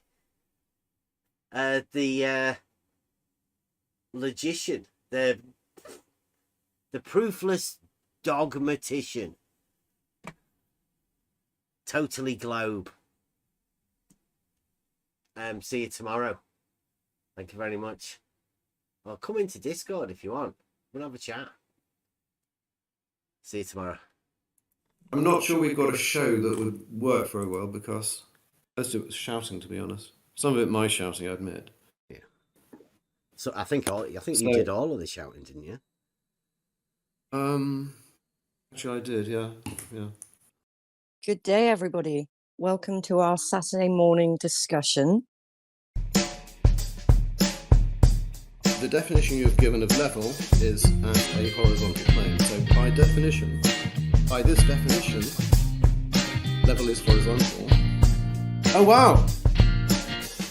Okay, the Earth is the Earth. I agree with that. Excellent. Level is horizontal as I defined. I agree with that. So is it rational to believe both? Yes, we're done. Oh, wow! I got your numbers right here. You interrupted me! It's just as easy as 1, 2, 3. You interrupted me there. I was speaking. You have to open your mind. But it's painful. Imagination is all you need. Don't take advice from fools. Okay. Everything that they say is in vain. You interrupted me again. Never take advice from fools. We all know what they do is in vain. There are many definitions in the dictionary, some of them are contradictory. Scientific definitions often disagree with commonly used ones, and indeed the dictionary ones. So, and level is horizontal by definition, and you would be insane. You would be insane to deny it. Okay, the Earth is the Earth. I agree with that. It's horizontal as I defined. I agree with that. So, is it rational to believe both? Yes, we're done. Oh wow! Everything is relative to you. Under the definition that I Just have accept, to a say level surface is not a plane surface. just like those straight lines are curving. Mike, I'm happy to go with that definition for now. Drive down the road, don't you ever swerve. And I don't know. Shaped like a ball, that'll do. Yeah, is the Earth shaped like a ball? All of this goes. Never take advice from fools. Oh wow! Everything that they say is in vain. All verticals are parallel. Never take advice from fools. Everything that they do. It's been wonderful chatting with you, Betty. I can't believe, so we've now tackled, it's not possible for two people to be below each other, and level is definitely horizontal, and the Earth is definitely the Earth. Oh wow! Thank you. Yeah, we've agreed there. Yeah, the surveying definition says level is the same as horizontal. We've been talking about the real globe for a long time here. I know the game that you're playing. It's the dogmatic globe. And I know exactly what's on your mind. Dogmatic globe. You got your playbook, it's alright. Yeah, I'm sort of losing here, Mike. Your model dictates what you will find. I'm actually trying to help you. I'm trying to help you. I don't know. Thank you for helping me, but where all of this goes. yeah, I'm sort of losing here, Mike. Don't take advice from fools. No, let me finish. Everything that they say is in vain. Mike, you're interrupted again. Never take advice from fools. This is the dogmatic globe. We all know what they do is in vain. Under the definition that I accept, a level surface is not a plane surface. So you think it's a synthetic proposition that could be proven experimentally? That the Earth is a globe? Yeah, I mean, Yeah. either the Earth is a globe or it's not a globe. Good day, everybody. Welcome to our